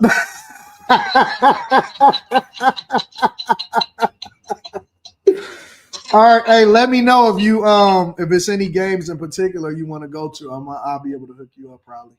Because if I don't go, I'll shoot them to you. All right, whatever, man. I appreciate anything. Don't make me no difference. Still love this. Did you send me a bill? Yeah. Okay, bet. Did she pay it already? I ain't even look. I don't think so. It'll pop up on my phone when she do it. All right, I'll have her pay it. All right, bro. Yeah.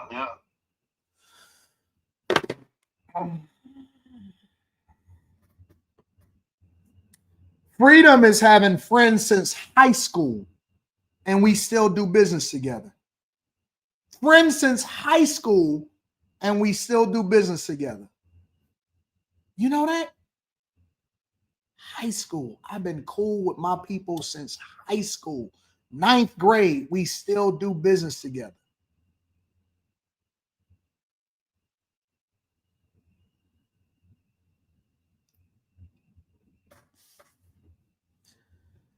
Oh, such is life. Such is life. Yeah. No. You don't want people to stop hating. You don't want people to stop hating, Jennifer. We want it all because it keeps us in the algorithm. Your name is everything. I operate with no stain on my name. Mindset.